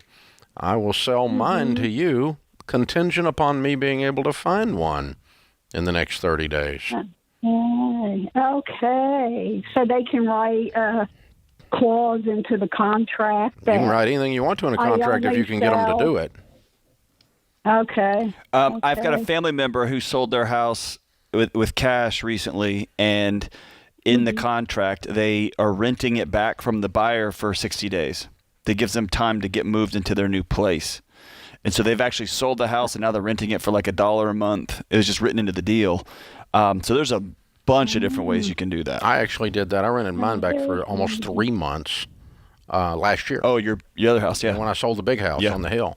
And, okay. So what amount of time would you suggest, knowing that I need to go out and look and find somewhere else? I mean, can you go as long as rent it back for 6 months? Whatever you can talk somebody into. Whatever I can get the... Whatever you can get somebody to do, you know? Now, here's the thing. The more crap you put on it, the harder it is to sell your house, right? Right. So what we did in our case was we went and were already shopping before ours sold. We looked at other properties. We went and viewed homes. We looked at neighborhoods. We decided, okay, we're going to move to this neighborhood, and here's 3 houses on the market. I buy this one tomorrow if ours sells. And when ours sold, that one was gone. But there was another one that popped up that was pretty similar, and we jumped into it, and it made a good deal, and it was just fine. So kind of have it narrowed down the type of thing and the area, and it might even be that the house you look at today is still on the market when you get ready to buy, the one you pick out. And then it could be fairly simple, and you would go, oh, I'll be gone, and as soon as that seller is gone. The only reason we had to stay in our old one a little bit longer was it wasn't because we didn't find the other one. It was because the guy that we bought it from wanted to stay. So it was like a chain reaction thing. He wanted to stay, so we had to stay. And the buyer buying mine didn't need it right then, so it worked out perfectly. But again, that was 2020. It was a different world. 2021. It was a different world. But yeah, crazy stuff out there. Yeah, you can anything you can talk somebody into, but what I would do is go ahead and select where you want to be. Jamie's with us. Jamie's in Indianapolis. Hi, Jamie. Welcome to the Ramsey Show. Thank you. Hello, how are you? Better than I deserve. What's up? Well, I just have a question. I am already retired. I retired early from teaching, and I've had an annuity since about 2000, and it's worth a certain amount, but I could start taking $12,500 per year from it now. And my question is, should I start taking that $12,500 per year and doing something with that money, or just leave the money in there, which currently has it's worth about $190,000. Can you do a lump sum rollover? I probably could. It's categorized as a retirement annuity. But I bought it personally with my own personal money, after tax money, okay, all those years ago. I've not checked into whether I can actually do this is a fixed annuity, so it's paying like 5%? Yeah. Yeah. I think you can do better than that on $200,000. So if you let's pretend that if you were in mutual funds, you got 10% average, and you're making 5% on $200,000. That's $10,000 a year you're missing out on. Right. $1,000 a month almost. So if I'm you, I'm going to discuss moving that to a better investment than a 5% investment. I don't own any annuities of that type. I'm 62, so I'm retirement age, and I don't own anything like that. All of my money is in good mutual funds, in IRAs, 401ks, that kind of thing. So what I would do is just tell you to go to a SmartVestor Pro at RamseySolutions.com, which is an investment advisor. We're not in that business, but we recommend people that are, and they can help you. They'll teach you to do it the Ramsey way, and they'll help you learn about it, and you'll get a lot more comfort in being able to move that way. It's a pretty standard thing for a teacher. Give me a quick breakdown. What's an annuity? An annuity is a savings account with an insurance company. Oh, so they're doing this for them, not for us. Exactly. All right. Insurance companies cannot sell investments. They're not in the investment business. Insurance brokers, insurance agents, or life insurance licensed. They're not securities licensed. Okay. So they sell, if they sell any kind of an investment, it'll fall under the annuity headline. There's two types, fixed and variable. Fixed is what she had. A lot of teachers have them. That's how I knew that. And most of those are around 5%. That's how I knew that. And then there's, which those are, it's kind of like buying a CD. They lock them in at 5. The bank is making 12 on them, and they're keeping the 7. Yeah, okay. They're making, life insurance companies are the largest lenders in the commercial real estate world. Wow. Most of your apartment complexes, shopping malls, skyscrapers are financed by life insurance companies. The money came from whole life policies and annuities that you put with them. They pay you a fixed amount. They put the money back out at a higher rate in the mortgage world is where a lot of it is. And so that's how they make so much money. Wow. They make a lot more money on that stuff than they do on the actual insurance products. Policies. Yeah. So kind of follow the money thing, and it wakes you up. Variable annuities, however, are okay in certain circumstances. I don't own any, but a lot of people do, because that's a mutual fund inside of an annuity. Okay. And there's a place for that in some cases. So you can look for a variable annuity if you can't do anything else. At a minimum, you need to roll this to that. But maybe you just need to go do some good investing with it straight up. This is The Ramsey Show.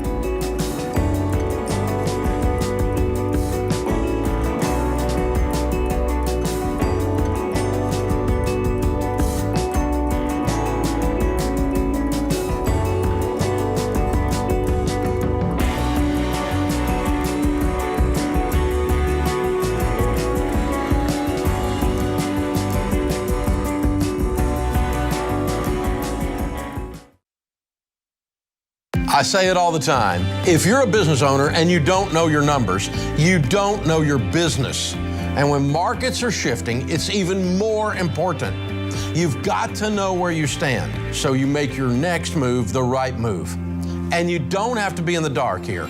Over 31,000 businesses, including my team at Ramsey, know their numbers because they use NetSuite by Oracle, the #1 cloud financial system. NetSuite gives you visibility and control of your financials, planning, budgeting, and inventory so you can manage risk, get reliable forecasts, and improve margins. Having everything in one place has saved my team hours each week since we made the switch to NetSuite. NetSuite is a game changer. So head on over to netsuite.com/Ramsey to get a product tour today. That's netsuite.com/Ramsey.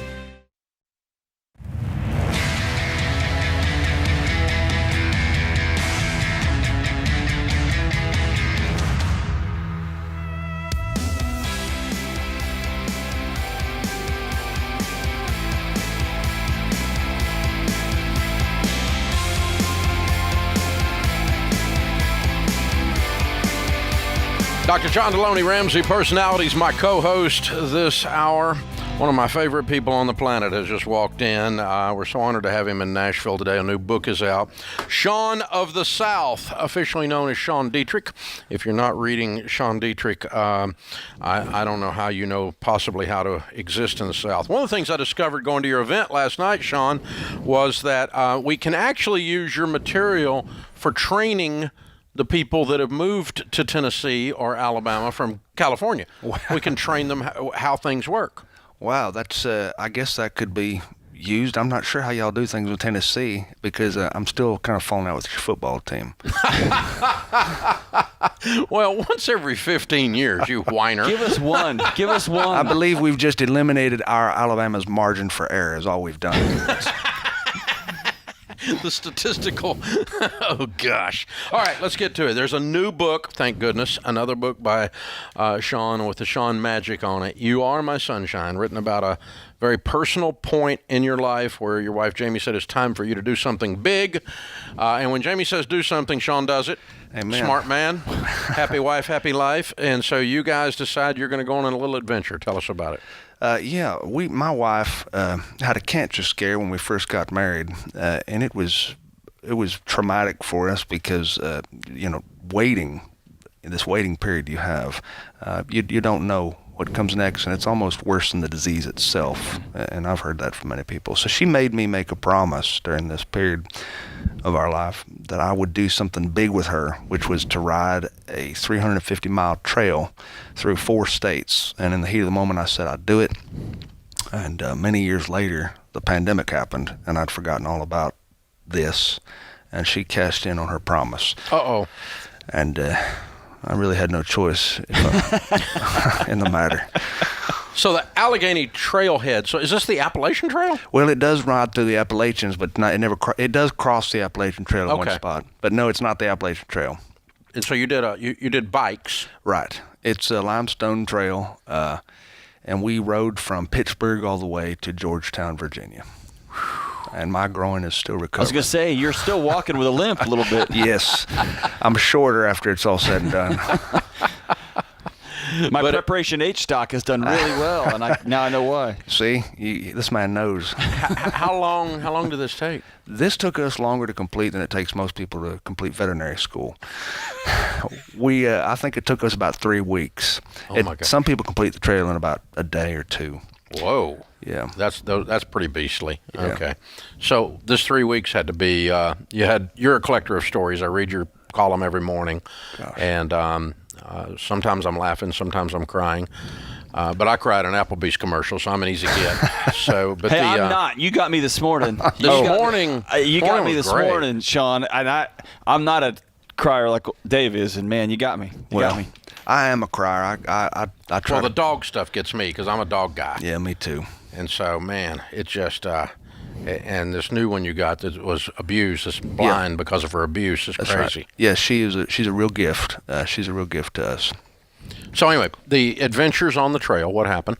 Give us some good ones from the book. The book is You Are My Sunshine, a story of love, promises, and a really long bike ride. Well, to be quite frank with you, I've always been a pretty fearful person, very, very much so, actually. And I find that getting out here expanded my boundary just a little bit, and it helped me get over some of that. And so Jamie and I both were very active now compared to how we were before I wrote this book. And we're less afraid of a few things. And that sounds pretty melodramatic, but it's true. Just expanding our boundary, walking outside. I hate snakes. I hate spiders. You're very intimate with snakes and spiders on the trail. I'm afraid of poison ivy, deathly afraid of poison ivy. No longer. I mean, I can walk right through it, and I know, maybe I'm going to go through some pain, or maybe not. So, it happened during a very fearful time. The pandemic was a very fearful time. So, were people weird on the trail during that time? Or yes, they very much were. They were because of the pandemic. Because of the pandemic. Had nothing to do with the bearded Alabaman in their midst. It could have been that. It was very strange on the trail during that period of time. Some people had they would hold their breath as you passed by, and other times they had no problem with it at all. Yeah, the miniature version. There's a 3-mile loop over near my house. It's a wooded trail that I was doing during that time with my dog, and I'd get out and do it every morning early because I got fat, and so I was having to do something to get rid of the fat. I'm just out there walking every morning, and there was this couple that would freak out. I would see them every third morning, but they would walk off into the woods, like 50 yards up into the woods. I'm like, someone's going to bite you, and it ain't going to be a COVID. It's like, wow. They were freaked. I mean, but it's like I had invaded their trail. Yeah, there was a lot of that. We met so many different people on the trail. We really did get a little snapshot of America. I met people from out west. I met people from overseas, and everybody dealt with everything very differently. So Sean and I met several years ago. His book, The Stars of Alabama, came out in 2019. It had in it what I call Sean magic, which is his ability to weave a story together in a way that grabs you by the heart, the throat, the stomach, wherever it needs to get a hold of you to make you react. World-class storyteller. You Are My Sunshine.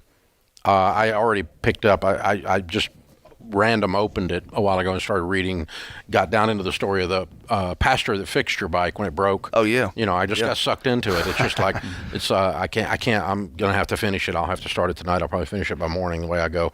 I think I'm gonna give you a raise for all this promotion. Yeah. Well, it's good writing. It really is. I'm not a good writer. I'm really good at marketing, but I really like reading people who know how to write, and this is fun. Well, and I'll tell you, like I was telling you off air.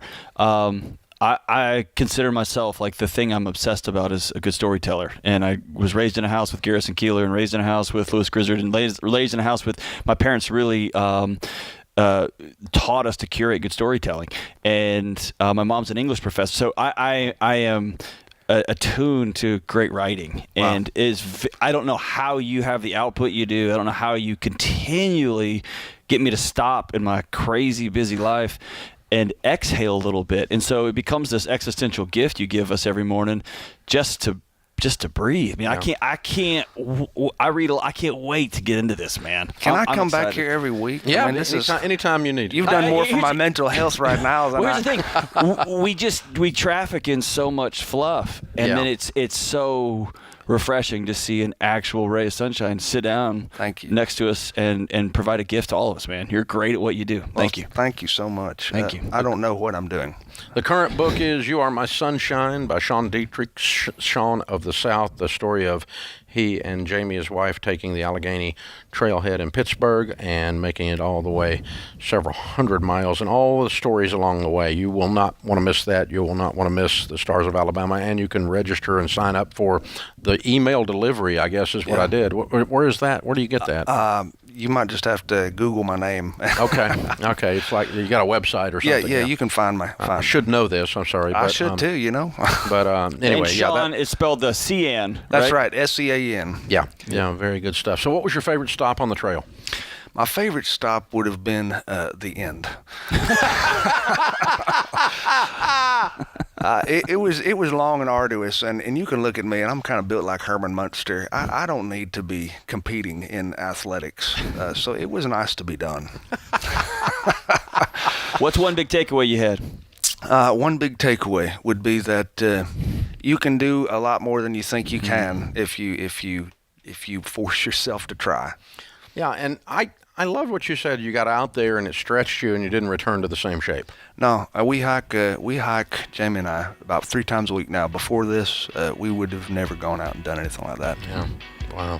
Good to see you, my friend. I'm so proud of your success, and folks, check it out. Sean Dietrich, Sean of the South. Anything he's writing. The new book, You Are My Sunshine. You do not want to miss this writing.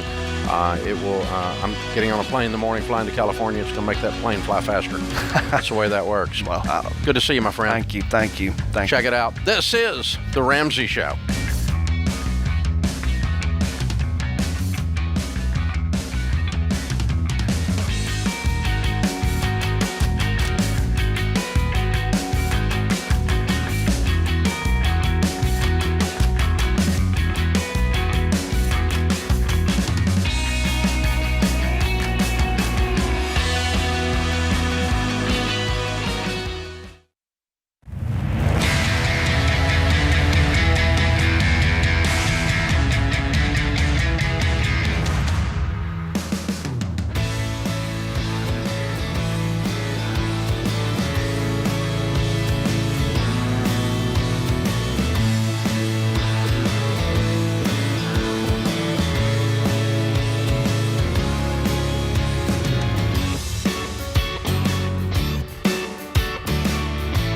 Dr. John Deloney, Ramsey Personality, is my co-host today.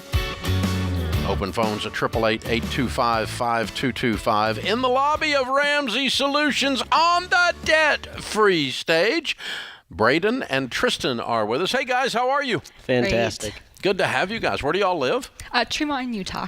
Oh, fun. Welcome to Nashville. Thank and how you. much debt have you paid off? $54,400. Good for you. And how long did that take? 7.5 months. Good for you. And your range of income? I was about 60 during that time. Cool. What do y'all do for a living? I work for Dominion Energy, natural gas company in Utah, pre-construction rep. I'm an insurance specialist for a group of hospitals. Oh, wow. Okay, cool. What kind of debt was your 54? It was our house. Oh! You haven't paid for... You're weird! Looking at weird people. How old are you? How old are you guys? I'm 26. 25. Goodness. You're insane, weird people. That's right. Wow. What's this house worth? About 320. Of course it is. Oh my gosh. Look at you. And 100% debt free and everything. 100%. Yep. Unbelievable. Okay, this is a great story already, but tell me how this happened. What's your Ramsey connection? How'd this whole thing come down? Yes, for sure. So when I was 19, I got a truck and went $30,000 in debt for it.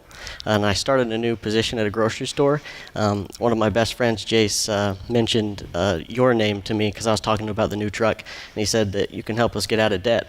And so I went and looked up your website and YouTube and watched all the videos. And I found Financial Peace University, the take-home kit. So I went and ordered that. And then me and Tristan were dating at the time. And so I thought it would be great to take together. So we started taking that together. And he's a real romantic, isn't he? Right? Yeah. Hey, I got this financial class we can watch. Fun date night. Oh yeah, big time, man. Your heart started beating so fast. Oh yeah, watch it down in the parents' basement. So yeah, we took that class together. Once we started taking the class, we didn't really have a financial foundation of what we wanted to do or what we should do for investing, saving, and I want to know how to get out of debt. So we started taking those classes, and when you went running across the stage and was yelling Gazelle intensity and you got to run, that moment just changed me. It lit a fire up under me and it hasn't gone out since. Wow. Same with Tristan too. So we started working the plan separate. I learned how to budget, do a zero-based budget, haven't missed one since. Anyways, we got married May of 2016 and I was still in debt with the truck. We were about $22,000 left. So we hit the ground running. We knew what we were going to do. We did some mock budgets before we got married. And that December, we paid the truck off, which was amazing. And then when we were dating and engaged, we made a crazy goal to bring our first child into a paid-for home. It's just something we both felt very strongly about. And so we started working that plan. We paid off the truck. We got our emergency fund fully funded. Then from the summer of 2017 to October 2021, 4 years, we were in baby step 3B. We were just renting. It was cheap rent the whole time. So we stacked up. We paid $173,000 for our down payment. I'm just looking at you in awe. Who are y'all? So we did I feel like I'm in the Matrix, man. Yeah, I don't know. We were just gazelle intense. We didn't stop. We just kept going. It was a big deal to us. 173 down, Yep. and then you knocked the other 54 out. That's correct. Yep. Meanwhile, it goes up in value. Yes, it did, big time. Yeah. And so fast forward to today, baby on the way. Baby on the way. Baby girl, January 4th. Wow. Yes. Yep. All right. The story is just like they had a plan or something. I didn't know what day it was for most of my 19th year I was 19. And to think, man, good for you, dude. Thank you so much. And what'd you say your salary has been this whole time? Right now we're about 110, but during that is about 60 or so.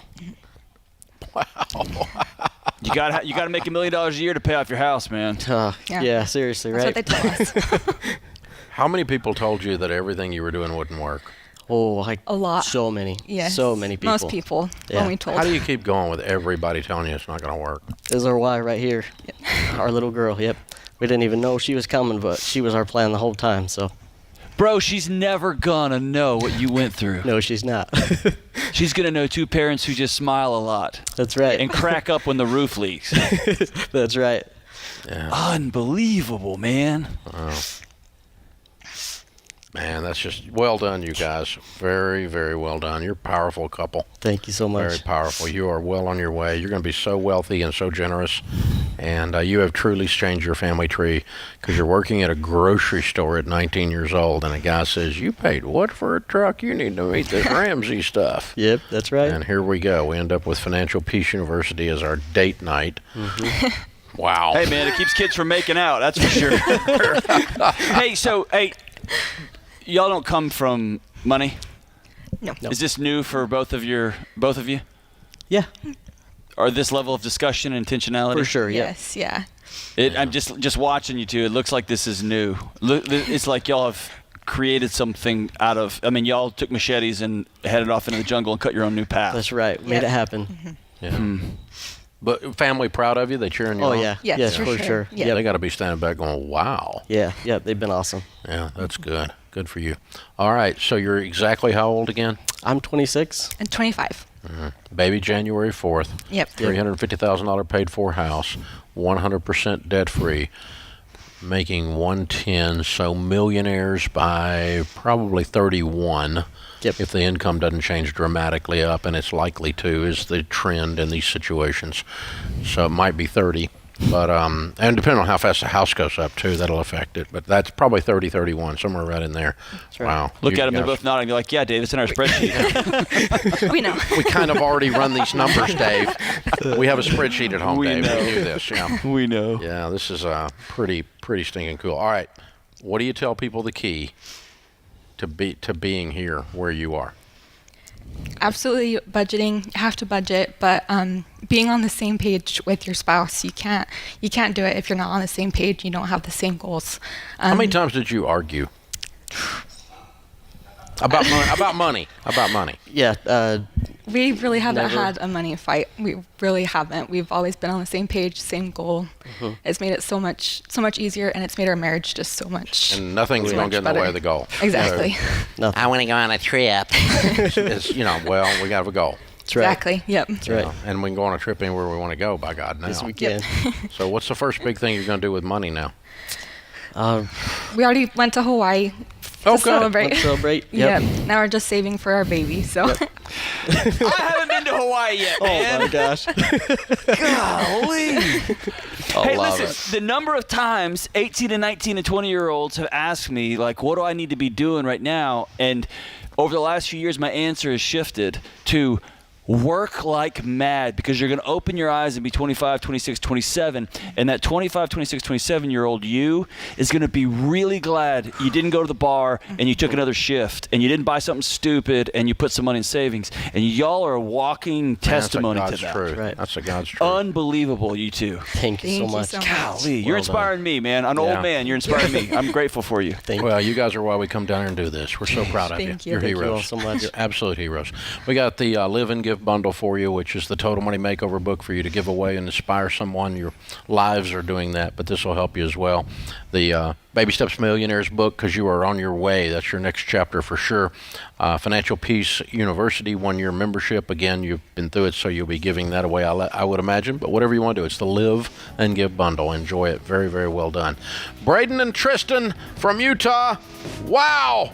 $54,000 paid off in 7.5 months. That's house and everything. Rock stars. Count it down. Let's hear a debt-free scream. 3, 2, 1. We're debt-free! Yeah! Woo! Amazing! Wow! Moms and dads, if you got a 16-year-old and you could turn them into one of those, you're a good parent. This is The Ramsey Show.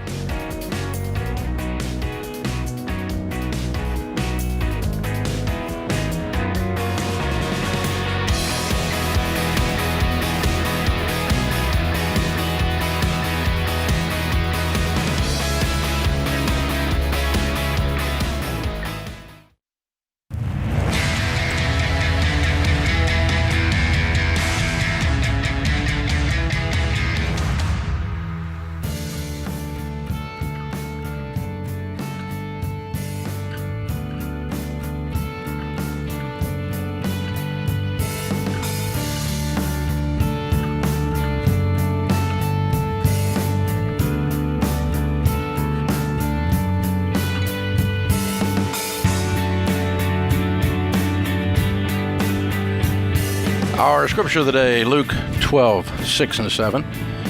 What is the price of 5 sparrows? 2 copper coins? Yet God does not forget a single one of them. And the very hairs on your head are all numbered. Brene Brown says, worthiness does not have prerequisites. You're a big Brene Brown fan, aren't you, John? Yeah, she's a smart Houstonian. Oh, really? Yep. Yeah, James she's from my neck of the woods there, yeah. James is with us up next in Detroit. Hey, James, what's up? Not much. Just trying to get some advice. Cool. How can we help? All right. Well, I owe my parents $50,000. I'm happily willing to pay it all back. The faster, the better. Now, I work for one of the big three auto manufacturers, and I make about $100,000 a year. And next year, we're expecting a strike. So I'm wondering, do I pause baby step 2 to build up a strike fund in order to weather that storm, and then after that, immediately give them everything I have down to my last 1,000, and then get a loan to cover everything that's left? How long have you been there? At GM? Or, sorry, is that the auto manufacturer? One of the big three? Yeah. I guess I blew that one. It's not hard to narrow it down, but I mean, yeah, go ahead. Yeah. How long have you been with GM? 7 years. Okay. All right. You've not had a strike during that time, I don't think, have you? No, just the last contract. Oh, there was the last contract? When was that? 4 years ago. So you did strike 4 years ago? Yeah. For how like that. long? It was about 2.5 months, 3 months. Really? I missed that. Okay. All right. So, given the current environment and your 7 years of experience, what is your prediction on this strike that comes up next year? Would you say it's a 50-50 chance, a 10% chance that you strike? What would you guess? And I can't really... No, I mean, you have I know it's a guess. I said guess. What's your guess based on what you know? Because I don't have one. I'd say it's more likely than not, seeing as this is the best labor market for the worker we've had in decades. So you think it's greater than a 50% chance? Yeah. Then, yes, I would stop everything and I would pile up cash. All right. And then the day the day you get a new contract signed and the storm blows by, you write mom and dad a check. And my goal would be to have enough cash to just pay them off. Yeah, and that's what I'm saying. If I don't have enough, get a loan so I owe the bank and not my parents. Yeah, I don't think you're going to have a contract for at least a year. Yeah. And if you're going to do this is not an excuse to go spend money. It's an excuse to not work the debt snowball today and not be on the total money makeover baby steps today, but instead push pause and pile up a huge storm fund with the same intensity you would be using to pay off the debt. And so I'm guessing in 1 year you're going to have $50,000 because you're going to work extra. Yeah. You're going to you're going to take all the OT you can get. You're going to do everything you can get to get extra money in. You're going to live on nothing, and you're going to pile up cash like you were getting out of debt. Instead, you're going to have a pile of it. So my goal would be to say, when the contract is signed, we write mom and dad a check. All right.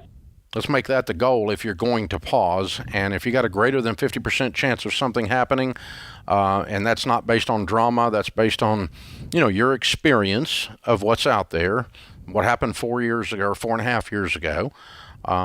You're working in the middle of all this every day.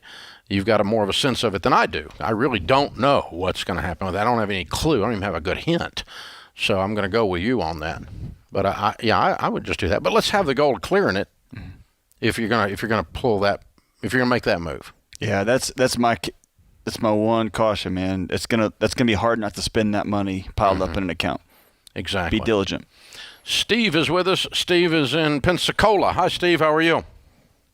I'm better than I deserve, Dave. How are you? Just the same. How can I help?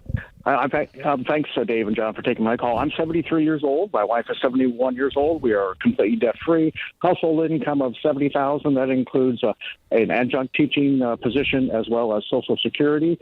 We have not purchased funeral arrangements for ourselves. Do you recommend that we do it so our children don't have to take care of it? And if so, pay all at once or do it over time? Usually you can do it. Both of our parents did it. It saved us a lot of heartache when they passed away a couple of years ago. Okay. I would invest the money that you would pay for this instead of giving it to them. Okay. Because the inflation rate of funeral items is around the normal inflation rate, so around 4% normally.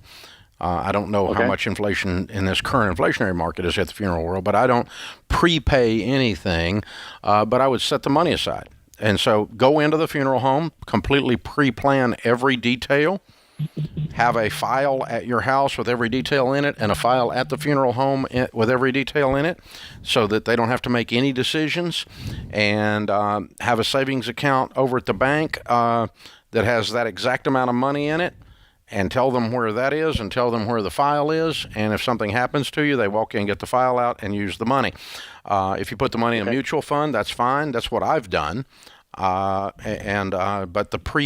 what we have told people for the last 30 years is pre-plan with as much detail as you think is going to give comfort to your family. In your case, sounds like a lot of detail. And then do not prepay. All right. That's the plan that we use. So, did you specify in your will where you want to be buried, or do you care? I have not in the will. No, okay. Left that alone. And you know what? That's all shifted around, and you just caught me. I don't think I've addressed that in the file. Yeah. The Ramsey file. I think there's a lot of other stuff covered. But I've got some friends of mine that are very specific. I want to be buried in this place, in this particular home. And then for me, I don't care. It's not that I won't be here. I'm not worried about it. But it is comforting. The more indecisions are already made, that's right, the less the people behind have struggle while they're grieving. Right. Well, and there's always the one cousin that thinks Dave should be back here in East Tennessee, and somebody wants him in Nashville, and someone wants him in Frank. So yeah. Yeah, and I always really liked the lake. Well, exactly. What? What? Yeah, but I'm not there. So, but yeah, it's a thing. So yeah, he's right though. When his mom and dad passed, the fact that it was prepaid and pre-planned, they just walked in and it was all done. Signed the paperwork, is done. It was all set up, and it is. Death is enough. There's enough grief and sometimes even trauma around death to have everything, to not have that on you is a big release. Big time, yeah. So anything you can do to pre-plan, we're all for it. But I've talked to people that were 40 years old, their dad died or their grandpa died, and it was a mess. Mm-hmm. So they end up in the funeral home 2 weeks later and give the guy $6,000 or $8,000 or $10,000, $12,000, $15,000, whatever it is, to prepay and pre-plan. Mm-hmm. And if you put that $15,000 in at 40 years old and leave it till you're 80, it's like $1 million. Gotcha. Who are you, King Tut? You don't want to do that. That's what prepaying does. Gotcha. Now in his case, 73. I don't know what his life expectancy is necessarily. I didn't ask for details, but I guess normal would be he's there. So, but if you got 10 years, money's not going to grow as much. There you go. If you're 73 as when you're 40, but still, I would set that in an investment. I don't have a funeral fund in mind. I've just got money that the family can access, obviously, to cover it. But the actual, at one time I had it all detailed out, and it shifted and moved, and I should go back and redo that. It doesn't take that long to sit and think about it and write it down. Oh, sure. And stick it in the file with the will. That's right. It changes people's lives. I think it's a healthy exercise too, but yeah.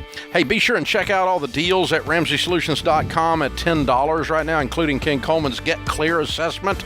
You do not want to miss taking that. I took it the other day. It's life-changing. It's good stuff. Dr. John Deloney, good show today. Thank you. Well done, James, Andrew, Zach, Ben, and Austin in the booth dudes who did it again. I'm Dave Ramsey. We'll be back with you before you know it. In the meantime, remember, there's ultimately only one way to financial peace, and that's to walk daily with the Prince of Peace, Christ Jesus.